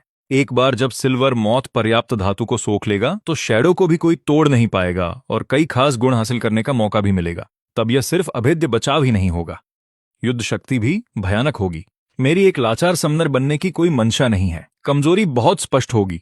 एक बार टारगेट होने पर कई तरीके मुझे आसानी से मार सकते थे। लगभग 10 मिनट के बाद सारी धातुएं मिल जाती हैं। कठोरता अब थर्ड क्लास एडवांसमेंट के हमलों को भी रोक सकती है और वजन पूरे 13 टन तक पहुंच गया है। आपसी ताकत की वृद्धि के साथ मिलकर एक घूंसा जमीन को चकनाचूर कर सकता है। उसी पल पहला स्थान आने के 50,000 क्रेडिट्स आ जाते हैं। सोचने के बाद मैं हर क्रेडिट दर्जनों फल वाले संसाधनों पर खर्च कर देता हूं। जब सामान आता है तो मैं सब बाहर निकालता हूं, शैडो को बुलाता हूं और उसे खिला देता हूं। जल्द ही मैं अपने शरीर को मजबूत करने वाली गर्मी की लहरें महसूस करता हूं। शैडो लगातार बड़ा होता जाता है। कुछ ही मिनटों में वह 40 मीटर का हो जाता है। समनर स्पोर्ट्समैन बनने के बाद मुझे हर लेवल पर 5 अतिरिक्त स्ट्रेंथ मिलती है। मैंने समनर क्लास को पूरी तरह बदल दिया है। एक नाजुक मानसिक शक्ति वाले जादूगर से जो पीछे छिपता है, उसे एक आक्रामक फ्रंट लाइन क्लास में बदल दिया है। आज स्कूल का आधिकारिक पहला दिन है। हम चारों रूममेट्स को क्लास 1 में रखा गया है। रास्ते में मैं रोलैंड और रोवन से टकराता हूं, वे भी क्लास 1 में हैं। जैसे ही हम क्लासरूम में प्रवेश करते हैं, कई सिर मुड़ जाते हैं। अभी भी वे हैरान हैं। एक समन से सबको कुचल देना, ऐसा पहले कभी नहीं हुआ। तभी दरवाजे से 2 जुड़वा बहनें अंदर आती हैं। स्कारलेट और लीला चारों ओर देखती हैं और सीधे मेरे सामने बैठ जाती हैं। उसी समय लंबे मिस्टर फिंच अंदर आते हैं, कमरा स्कैन करते हैं और बोलते हैं, मैं मिस्टर फिंच हूं। मैं तुम्हारा क्लास टीचर रहूंगा। वैसे अपनी समस्याएं मेरे पास न लाएं, मैं बहुत आलसी हूं। फिर मिस्टर फिंच का चेहरा गंभीर हो जाता है। तुम सब प्रांतीय स्तर के प्रतिभाशाली हो। तुमने बेहतर संसाधनों के लिए इस अकादमी में प्रवेश पाने के लिए कड़ी मेहनत की है।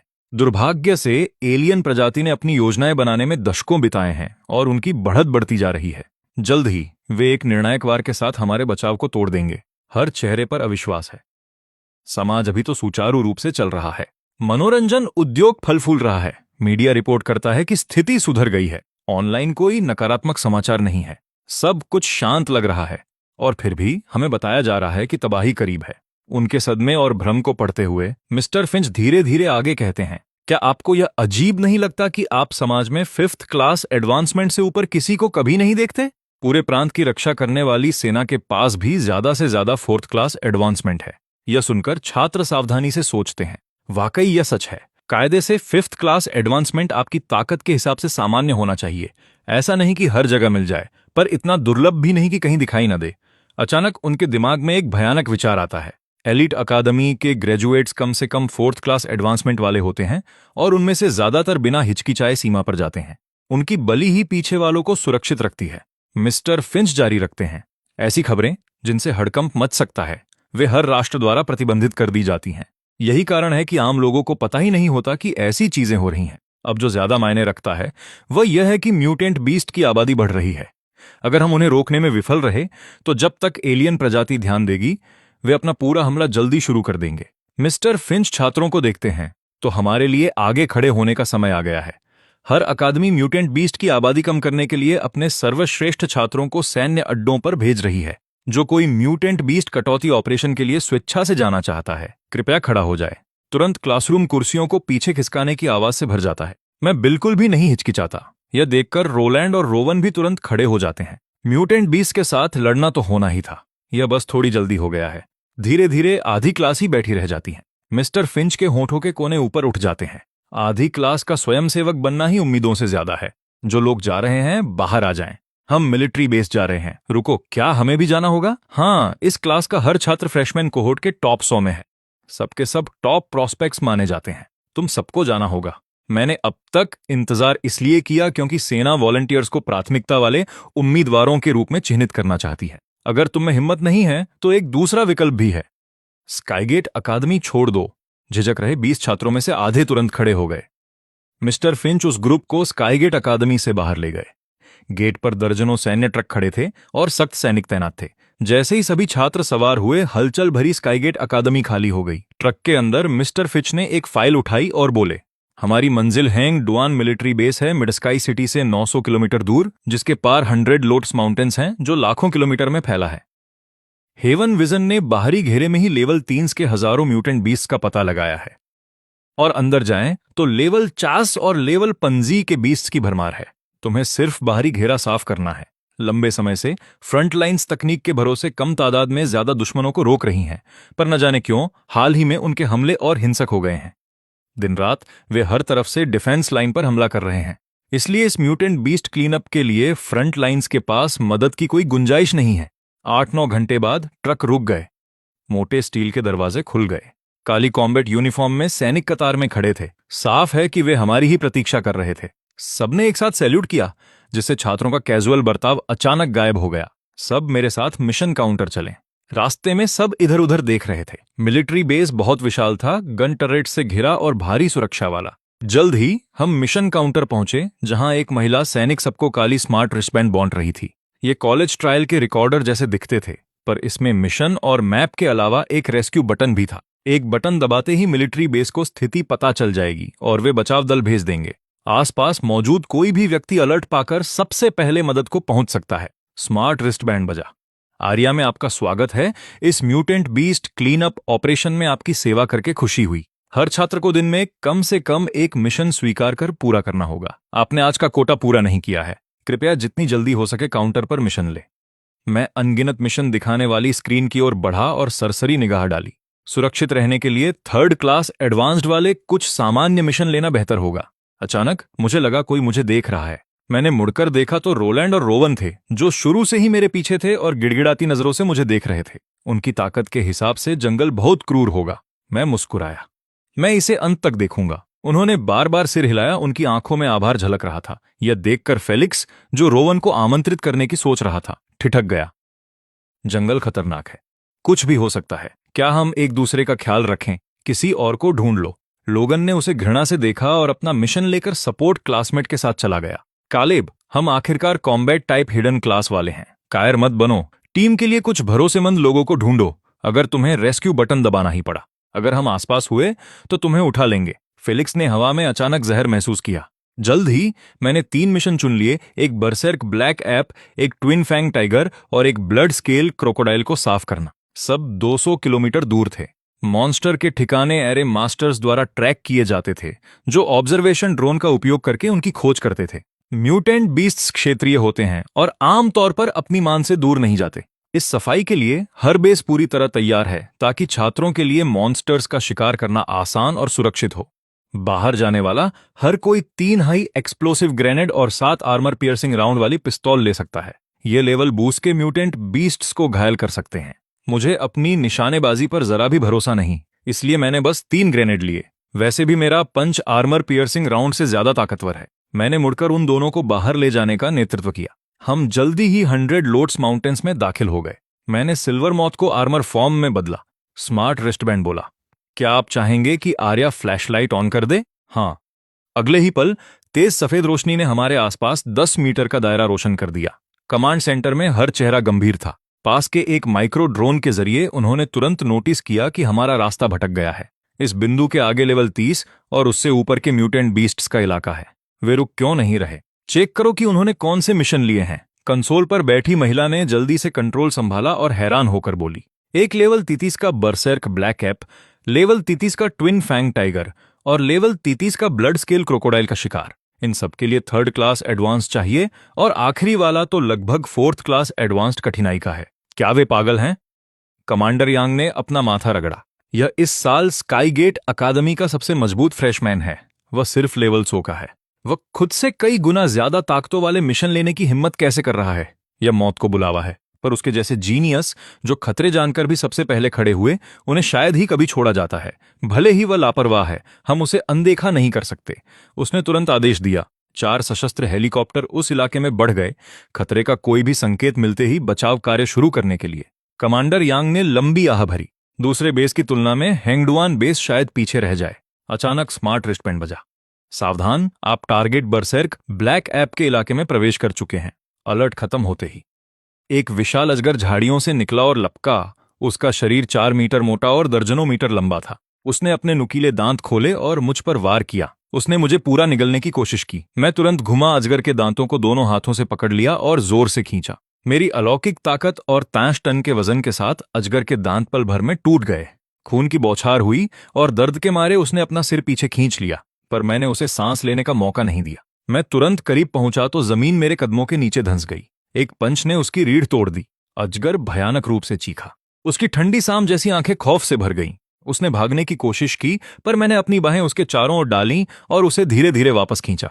अजगर घबराहट में बुरी तरह छटपटाया। जमीन लगातार कांप रही थी, पर इसका कोई फायदा नहीं हुआ। मेरी मुट्ठी उसके सिर पर पड़ी। मांस फट गया, खोपड़ी अंदर धंस गई और चूर चूर हो गई। मैंने अजगर के निचले जबड़े को दोनों हाथों से पकड़ा और क्रूर ताकत से उसे फाड़ दिया। यह क्रूर नजारा देखकर रोलैंड और रोवन कांप उठे। इस बीच कमांड सेंटर, जो पूरा नजारा साफ देख रहा था, सन्न रह गया। हर नजारा दंग थी। यह पागलपन है। वह सिर्फ लेवल 17 का है और उसने लेवल 9 के विशाल अजगर का सीधे सामना किया। वह किस तरह का मॉन्स्टर है? कमांडर यांग ने अपना सिर झुकाया और अपने हाथ में मौजूद फाइल को बार बार पढ़ा। इसमें साफ लिखा है, उसकी क्लास समनर है। अचानक एक दहाड़ स्क्रीन से गुजरी जिसने कमरे को भर दिया। हर चेहरा गंभीर हो गया। 5 मीटर ऊंचा एक ऐप उभरी हुई मांसपेशियों के साथ पहाड़ के आधे रास्ते से नीचे कूदा। लगता है वह हंगामे से जाग गया और गुस्से में दौड़ पड़ा। अच्छा नहीं है। बरसर्क ब्लैक ऐप, वह लेवल 4 तेनीस कैसे हो गया? म्यूटेंट बीस्ट हर 10 लेवल पर बदलते हैं। मतलब यह ऐप विशाल अजगर को कुछ ही पंचेस में खत्म कर सकता था। कमांडर यांग ने अपना सिर हिलाया। वे आशान्वित नहीं थे। पूरी मानव सभ्यता में बहुत कम लोग इतनी बड़ी शक्ति के अंतर को पाट सकते हैं। उसका हाथ रेडियो पर मजबूती से जमा था। जैसे ही हालात खराब हों, 4 सशस्त्र हेलीकॉप्टरों को भेजना होगा। इससे पहले कि मैं जीत का दावा कर सकूं, खून से लथपथ डरावने चेहरे वाला एक काला साया ऊपर से कूदा। ऐप के हाथों ने एक विशाल मुट्ठी बनाई और नीचे दे मारी। मैं टस से मस नहीं हुआ। मैंने पीछे से तलवार निकाली और घुमाई, सीधे उस चट्टान जैसी सख्त मुट्ठी पर प्रहार किया। एक शॉकवेव बाहर की ओर फैली। मुझे कोई नुकसान नहीं हुआ। सिल्वर मॉथ ने सारा डैमेज सोख लिया। ऐप फिर दहाड़ा। उसका शरीर अचानक कई गुना बढ़ गया, 7 मीटर ऊंचे स्तर तक। फिर जैसे किसी मक्खी को मार रहा हो, उसकी हथेली नीचे आई, पर मैं पलक झपकते ही उसके सिर के ऊपर प्रकट हुआ। तलवार नीचे की ओर चली। ब्लिंक स्टेप सक्रिय हो गया। यह स्किल जो मेरी जान बचाने के लिए थी, मैं अब दूरी कम करने के लिए इस्तेमाल करता हूं। भयावह प्रहार चांदी की रोशनी की तरह चमका। ऐप की खोपड़ी के पीछे लगा पर सिर्फ आधा मीटर गहरा जख्म छोड़ पाया। दर्द से कराहते हुए ऐप ने अपना विशाल शरीर घुमाया और दोनों हथेलियों से जोरदार वार किए, पर मैंने सबको टाल दिया। मैं करीब आया और एक ही जगह पर कई बार वार किया। वह वानर तुरंत अपना पैर उठाता है और जोर से जमीन पर पटक देता है। धरती कांप उठती है, हर तरफ धूल उड़ने लगती है, लेकिन मैं तब तक 10 मीटर से ज्यादा दूर निकल चुका होता हूँ। ऐसा लगता है कि 13 टन का वजन और धारदार वार भी इस वानर को गंभीर चोट नहीं पहुंचा सकते। यह मेरी सीमा है। यह सोचते ही मैंने और देरी नहीं की। मेरे हाथ में एक ऐसी तलवार उभर आती है जो वास्तविक और काल्पनिक के बीच की है। उसकी ब्लेड पर अनगिनत अनसुलझे सफेद निशान खुदे थे जो रहस्यमयी और गहरे थे। मेरी मानसिक ऊर्जा एक पल में पूरी तरह खत्म हो जाती है। मेरा सिर चकराने लगता है। मैं धीरे से अपना हाथ ऊपर उठाता हूँ। वानर के रोंगटे खड़े हो जाते हैं। उसके मन में सिहरन दौड़ जाती है, जैसे कोई अदृश्य चीज उसे धमकी दे रही हो। वानर लड़ाई जल्दी खत्म करने के लिए झपटता है, पर मेरा हाथ नीचे की ओर चल पड़ता है। स्पेल स्वॉर्ड बिना किसी चेतावनी के पल भर में उसके शरीर को चीर देती है। वह विशालकाय जीव जमीन पर आ गिरता है। हवा का एक झोंका धूल को उड़ा ले जाता है। उसका शरीर तो जिंदा है, पर उसका दिमाग पूरी तरह चकनाचूर हो चुका है। मैंने उसे तुरंत ढेर कर दिया है। मैं स्पेल स्वॉर्ड को वापस खींच लेता हूँ। खुशकिस्मती से ब्लैक ऐप की आग इतनी भयानक थी कि आसपास के म्यूटेंट बीस्ट्स पास आने की हिम्मत नहीं करते और लड़ाई जल्दी खत्म हो गई। यह देखकर दूर खड़े हथियारबंद हेलीकॉप्टर धीरे से मुड़कर वापस चले जाते हैं। पूरा कमांड सेंटर सन्न है। हर कोई स्क्रीन को खाली नजरों से देख रहा है। उन्हें समझ ही नहीं आ रहा कि अभी क्या हुआ। कमांडर यांग एक पल सोचते हैं और जल्द ही समझ जाते हैं कि यह जरूर कोई मेंटल ट्रॉमा स्किल है। ऐसी स्किल्स बहुत दुर्लभ होती हैं, पर जो बात उन्हें सबसे ज्यादा हैरान करती है वह है मेरी भयानक युद्ध क्षमता, जिसने 18 लेवल के अंतर के बावजूद उस काले वानर को बिना चोट खाए ढेर कर दिया। खास बात यह है कि यह कोई क्षणिक तकनीक नहीं, बल्कि उसकी सामान्य ताकत मालूम पड़ती है। यही सबसे खौफनाक हिस्सा है। जो मॉन्स्टर्स लेवल के अंतर को पाटकर दुश्मनों को हराते हैं, वे हमेशा किसी बर्स्ट या अल्टीमेट स्किल पर निर्भर होते हैं, न कि निरंतर स्थिति पर। हालांकि दोनों से बड़ी ताकत हासिल की जा सकती है, पर दोनों में जमीन आसमान का फर्क है। अगर वह इस स्थिति को बरकरार रख सकता है तो 2 टियर की युद्ध क्षमता के साथ वह फ्रंट लाइन पर एलियन रेस के लिए एक दुस्वप्न बन जाएगा। यह सोचकर कमांडर यांग का दिल खुशी से भर जाता है। वे लंबे कदमों से कमांड सेंटर से बाहर निकलते हैं, एक छोटे से कमरे में जाते हैं और दरवाजा बंद कर लेते हैं। वे कंसीलमेंट एरेज की परतें सक्रिय करते हैं और फिर सावधानी से एक कम्युनिकेटर बाहर निकालते हैं। करीब आधे घंटे बाद एक आवाज जवाब देती है, मैं गंभीर रूप से घायल हूं, शायद बच न पाऊं। कुछ पल के लिए सन्नाटा छा जाता है, जिन उसकी ताकत का अंदाजा तुम नहीं लगा सकते। एक ही लेवल पर हम दोनों साथ मिलकर भी होते तो वह हमारा सिर जमीन में गाड़ देता। कमांडर यांग की आवाज भारी है। दूसरी तरफ से आवाज तुरंत जवाब देती है, यह अविश्वसनीय है। मुझे नहीं लगता कि पूरी इंसानियत उसे बचा पाएगी। एलियन रेस के उसे मारने का इंतजार करो। वह मुझे तो अकेले ही कुचल सकता है, लेकिन यूजेन के खिलाफ कुछ कहना मुश्किल है। ठीक है, मैं इस बारे में दूसरे थ्रोन्स से बात करूंगा। इसी बीच रोलैंड वानर की विशाल लाश को देखता है। उसका चेहरा उत्साह से चमक रहा है। उसे शैडो की भी जरूरत नहीं पड़ी। उससे 3 लेवल ऊपर के म्यूटेंट बीस्ट को हराना ईथन वाकई अद्भुत है। मैं बस मुस्कुरा देता हूं। एक विचार के साथ मैं 40 मीटर ऊंचे शैडो को बुलाता हूं और उसे दोनों लाशों को निगलने का आदेश देता हूं। इवोल्यूशन पॉइंट्स 0.2 बढ़ते हैं, अभी भी 1200 के लक्ष्य से काफी दूर। एक पल सोचने के बाद मैं पिछली हत्याओं से मिले सभी लाइफ क्रिस्टल्स को उस काली लपट में फेंक देता हूं। औसतन हर लाइफ क्रिस्टल से कम एक बूंद मिलती है। मेरी आंखें चमक उठती हैं। तो इवोल्यूशन पॉइंट्स के लिए यही सबसे तेज रास्ता है। मैं उन दोनों को लेकर और गहराई में जाता हूं। आधे घंटे बाद 30 मीटर का एक बाघ लंबे और तेज दांतों के साथ हमला करता है, पर इससे पहले कि वह वार करे, शैडो की सीधी पुतलियां चमक उठती हैं।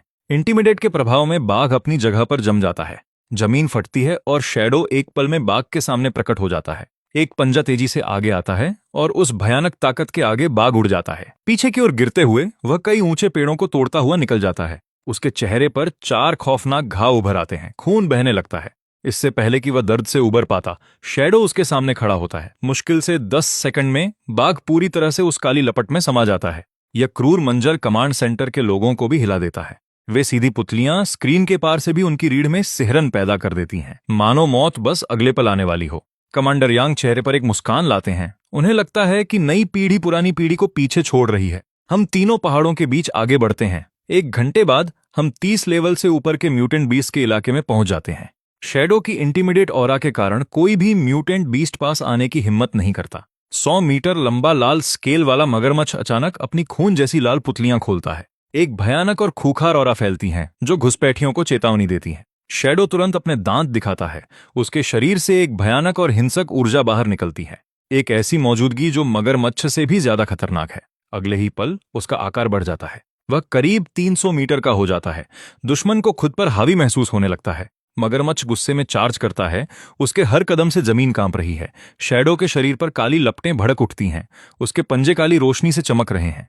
उसी समय उसकी खाल और फर से सुनहरी रोशनी निकलती है जो अटूट सुरक्षा का संकेत है।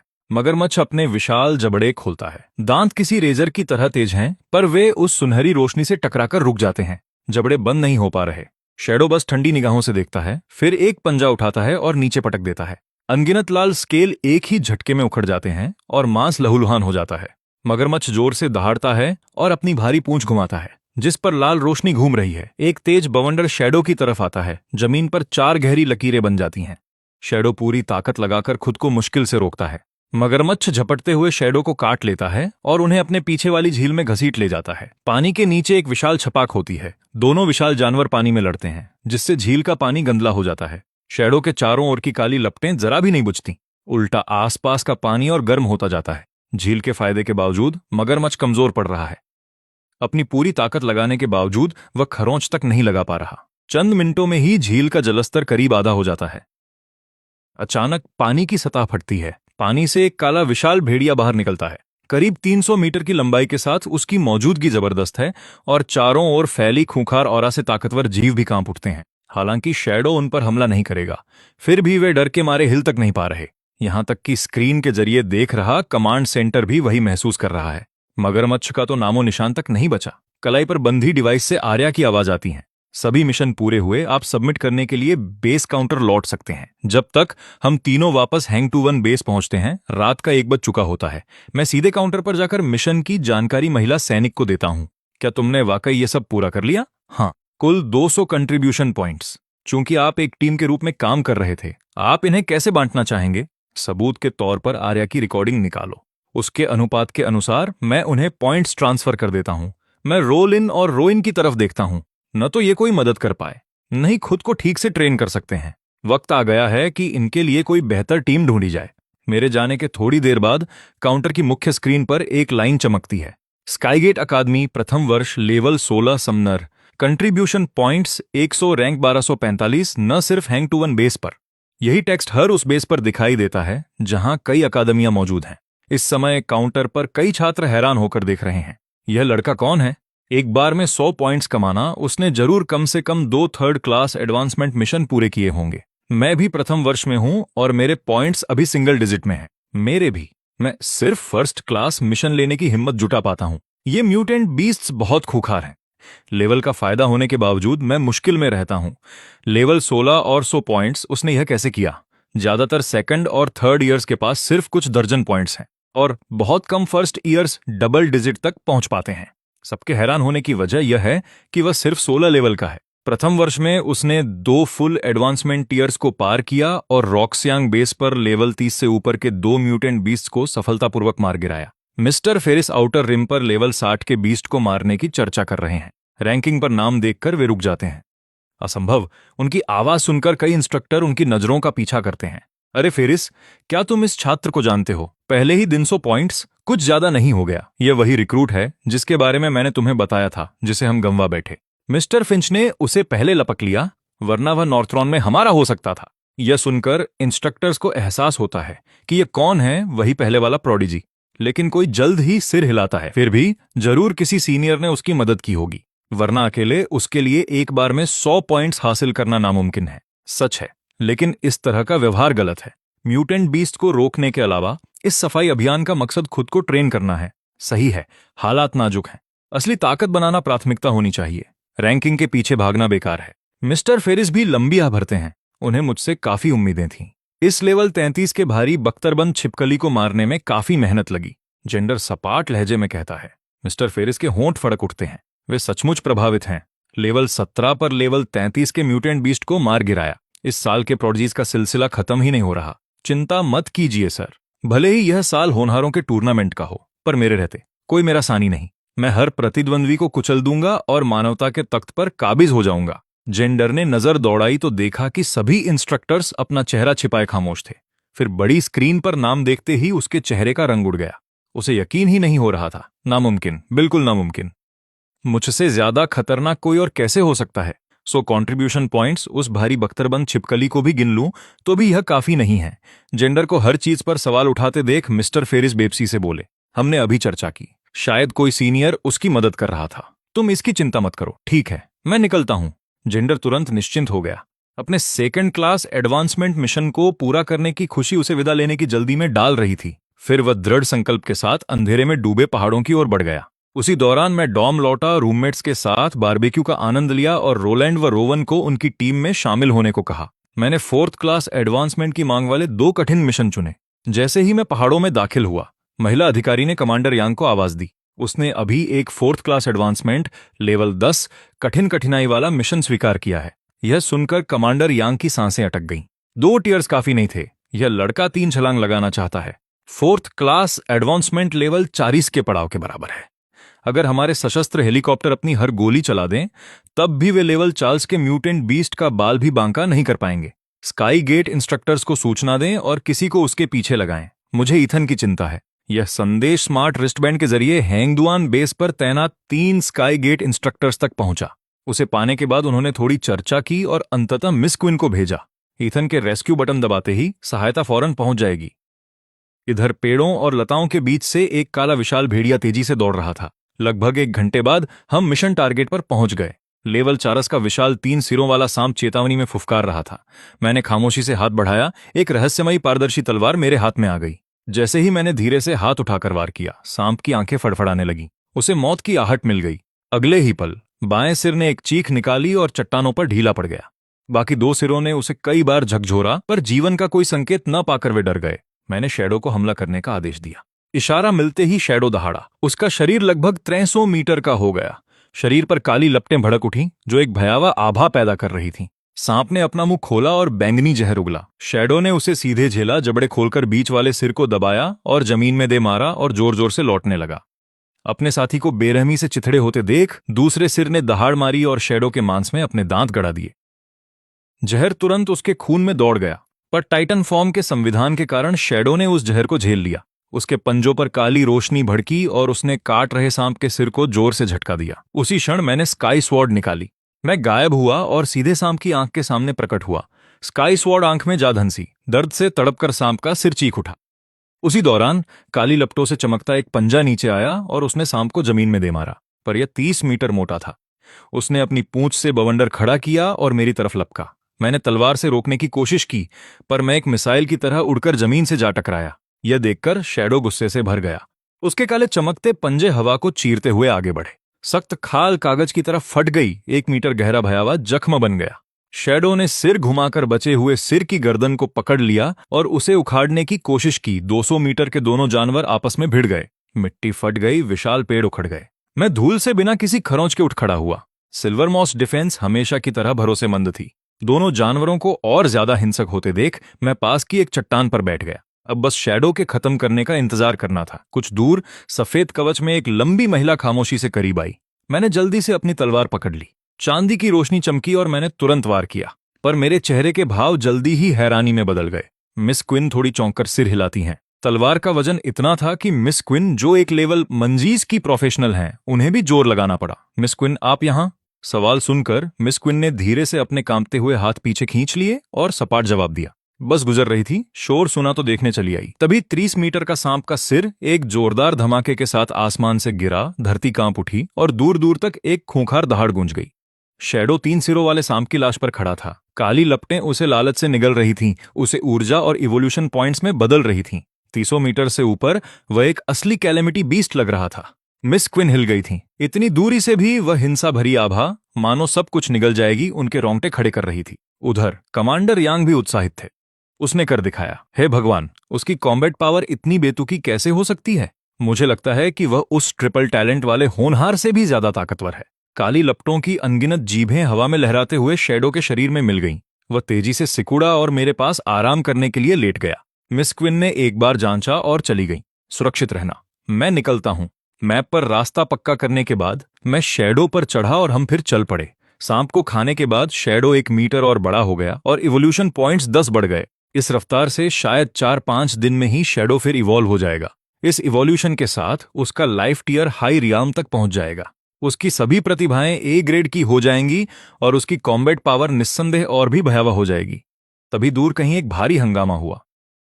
दहाड़ते हुए एक सांड आगे बढ़ा। उसका शरीर घनी सख्त गहरे पीले छिलकों से ढका था। उसके 2 सींग 30 मीटर से ज्यादा लंबे थे। उसके खुरों के नीचे जमीन फट रही थी। यह दूसरा मिशन टारगेट है, लेवल 5 का एंटलर बुल। मैंने बिना देर किए हमला किया। मैंने तुरंत एम्पावर कास्ट किया। शैडो दहाड़ा। उसका शरीर फूला, काली लपटें जल उठीं और सुनहरी रोशनी एक साथ चमक उठी। एक पल में पूरी कॉम्बैट पावर सक्रिय हो गई। उसी पल एंटलर बुल के सींग जा लगे। शैडो ने अपने आगे के पैर उठाकर दोनों पंजों से बचाव किया। भयावह टक्कर के नीचे शैडो पीछे धकेला गया, लंबे पत्थर के खंभों को तोड़ता हुआ। दोनों विशाल जानवर पलक झपकते ही हजारों मीटर दौड़ गए। ड्रोन उनका पीछा करने में जुट गया। कमांड सेंटर में कमांडर यांग ने तुरंत रास्ते में आने वाले छात्रों को वहां से हट जाने का आदेश दिया। ईथन का समन्स लड़ते समय पीछे नहीं हटेगा। महिला अधिकारी ने तुरंत काम किया। शैडो के पंजे काली रोशनी के साथ फैल गए। उसने पूरी ताकत के साथ एंटलर बुल को पलट दिया। उसका विशाल शरीर जमीन से जा टकराया। चारों तरफ धूल उड़ गई। 2 पुरुषों और 3 महिलाओं की एक टीम जो सैकड़ों मीटर दूर जा चुकी थी, दंग होकर पीछे मुड़ी। इसीलिए कमांड ने हमें जाने को कहा था। अच्छा हुआ हम भाग गए, बीच में आते तो मारे जाते। रुको, एक तो लेवल 5 है पर दूसरा सिर्फ लेवल सावर का है। ठहरो, क्या तुम कह रहे हो कि वह चीज लेवल 100 की है? पांचों ने अविश्वास से एक दूसरे को देखा। पास तैनात महिला इंस्ट्रक्टर ने हलचल महसूस की और वहां जाने की तैयारी की, पर मिस क्विन खामोशी से सामने आकर उनका रास्ता रोक लेती हैं। परेशान मत हो, यह स्काई गेट से मेरे फर्स्ट ईयर के छात्र का समन है। यह सुनकर महिला इंस्ट्रक्टर की नजरें दंग रह गईं। First year? तुम मजाक तो नहीं कर रही हो? उनकी प्रतिक्रिया देखकर मिस क्विन के होठों पर हल्की सी मुस्कान आ गई। उन्होंने सपाट लहजे में कहा, वह इस साल असाधारण है। महिला इंस्ट्रक्टर खाली नजरों से देखती रही। असाधारण? वह तो एक प्रोडिजी है, 4th क्लास एडवांसमेंट पावर वाला फर्स्ट ईयर का छात्र। मैंने ऐसा कभी नहीं सुना। क्या यह ग्रेड सिया का टॉप टियर है? क्या वह तुम्हारा छात्र है? मिस क्विन के चेहरे के भाव कड़े हो गए। वह खांसती हैं तरह से। वह और मिस्टर फिंच बचपन के दोस्त हैं। उसका छात्र मेरा ही है, बिल्कुल जायज। यह सुनकर महिला इंस्ट्रक्टर की आंखों में ईर्ष्या आ गई। आधे घंटे बाद शैडो ने आखिरकार एंटलर बुल को खा लिया। उसकी हिंसक नजरों ने इलाका छाना और मास्टर को न पाकर वह फौरन वापस दौड़ा। जल्द ही उसने मुझे 15 मीटर के मेंढक द्वारा पीछा करते हुए देखा। वह गुस्से से पागल हो गया और तुरंत चार्ज किया। एक खौफनाक पंजे के वार ने लेवल 36 के म्यूटेंट बीस्ट को एक बार में मार गिराया। यह देखकर मैंने राहत की सांस ली। मैंने रिस्टोर कास्ट किया और आराम किया। आधे घंटे बाद हम दोनों फिर निकल पड़े लेवल 40 से ऊपर के म्यूटेंट बीस्ट का शिकार करने। दोनों मिशन पूरे करने के बाद मैंने काउंटर पर वापस जाकर उन्हें जमा न करने का फैसला किया। आने जाने में बहुत समय लग जाता। जितने कंट्रीब्यूशन पॉइंट्स खोने थे खो दिए। प्राथमिकता अभी शैडो को जितनी जल्दी हो सके इवॉल्व करने की है, खुद को लेवल बेस पर ले जाने की है और रिबर्थ डंजियन में घुसने की है। जब से मुझे पता चला कि मानवता की स्थिति गंभीर है, एक अजीब सी हड़बड़ी मुझ पर हावी हो गई है। देर रात पहाड़ों में दहाड़े गूंज उठीं। शैडो एक भयावह आभा में लिपटा हुआ था। लेवल 2 के 2 म्यूटेंट बीस्ट उसके पैरों के पास थे। काली लपटें उनकी लाशों को निगल गईं, उन्हें बदलकर ऊर्जा शैडो के शरीर में समा गई। मैं बुरी तरह हाँफ रहा हूं। मेरी मानसिक ऊर्जा पूरी तरह खत्म हो चुकी है। मैं रिस्टोर तक बनाए नहीं रख सकता। मेरा दिमाग पूरी तरह कमजोर हो चुका है। स्टैमिना लगभग 0 है। मेरा शरीर सुन्न है और दर्द से भरा है। मैं बस कुछ मिनटों तक शैडो के लिए एक और म्यूटेंट बीस्ट को रोकने के लिए अपने शरीर का इस्तेमाल करता हूं। लगभग खत्म हो चुका हूं, लेकिन यह मेहनत रंग लाई। पूरे दिन में मैंने लेवल 40 से ऊपर के 15 म्यूटेंट बीस्ट को मार गिराया। शैडो का सामान्य आकार 58 मीटर तक बढ़ गया है। उसकी सारी स्टैट्स पूरे 58 अंक बढ़ गई हैं और उसका स्टैमिना 300 के पार हो चुका है। अगर अब हमारा सामना किसी एंटलर्ड बुल से हो तो हम उसे 10 मिनट में ही खत्म कर सकते हैं। जहां तक हमारे बगल वाले 2 लेवल 42 के बीस्ट्स की बात है, वे तो कुचले ही गए। इवोल्यूशन पॉइंट्स 195 बढ़ गए हैं। पूर्ण विकास के लिए अब सिर्फ 1020 अंक और चाहिए। जब मैं हैंग टू 1 बेस लौटता हूं तो सबकी जान में जान आती है। महिला ऑफिसर स्वेलो का दिल धड़क उठता है और वह चिल्लाए बिना नहीं रह पाती। खौफनाक, एक दिन में लेवल 40 से ऊपर के 15 बीस्ट्स कंट्रीब्यूशन पॉइंट्स में बदले तो 2000 से ज्यादा। यह सुनकर सब दंग रह जाते हैं। हैंग टू 1 बेस पर अभी सबसे ज्यादा कंट्रीब्यूशन पॉइंट सिर्फ 700 के आसपास हैं, और वह भी स्काईगेट का ही छात्र है। जेनसेन 4th ईयर 3 साल पहले का ईस्टर्न डोमेन टॉपर। दूसरे बेसों का क्या हाल है? महिला ऑफिसर की उंगलियां कंट्रोल पैनल पर तेजी से दौड़ती हैं। वह तुरंत जवाब देती हैं। रॉक्सियांग बेस पर, जहां नॉर्थरॉन और कई अन्य अकादमियां तैनात हैं, सबसे ज्यादा छात्र स्कोर 1000 है। उसके बाद साउथ क्लाउड अकादमी 890 पर है और वेस्ट में अजुरा अकादमी 850 पर। इस म्यूटेंट बीस्ट सफाई अभियान में 100 से ज्यादा अकादमियां शामिल हैं, जो 10 से ज्यादा मिलिट्री बेसों में फैली हुई हैं। वे उन सबसे बड़ी पर्वत श्रृंखलाओं से शुरुआत कर रहे हैं जहां म्यूटेंट बीस्ट का घनत्व सबसे ज्यादा है, और फिर सिलसिलेवार तरीके से आसपास के क्षेत्रों को साफ कर रहे हैं। यह ऑपरेशन कई महीनों या उससे ज्यादा चलेगा, जब तक म्यूटेंट बीस्ट की आबादी शहरों के लिए खतरा न रहे। यह अंतर इतना ज्यादा कैसे हो गया? सिर्फ टॉप छात्र स्कोर, बल्कि रॉक्सयांग बेस पर सफाई की कुल प्रगति को भी काफी आगे देखकर कमांडर यांग भौहें सिकोड़ लेते हैं, महिला ऑफिसर समझाती है। नॉर्थरॉन अकादमी मूल्यांकन में हर साल पहले नंबर पर रहती है, इसलिए ज्यादातर आवेदन करने वाले वहीं दाखिला लेना पसंद करते हैं।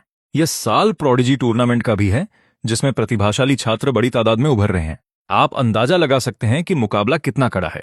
हर कोई अपना सब कुछ झोंक रहा है, पीछे नहीं हटना चाहता। लेकिन यह एक अच्छी बात है, वे जितनी तेजी से इलाके साफ करेंगे, बाद में उन्हें उन बेसों की मदद करने की उतनी ही ज्यादा क्षमता मिलेगी जो पिछड़ रहे हैं। हमारी कुलीन अकादमियों द्वारा संचालित 5 बेसों को छोड़कर बाकी 13 बेस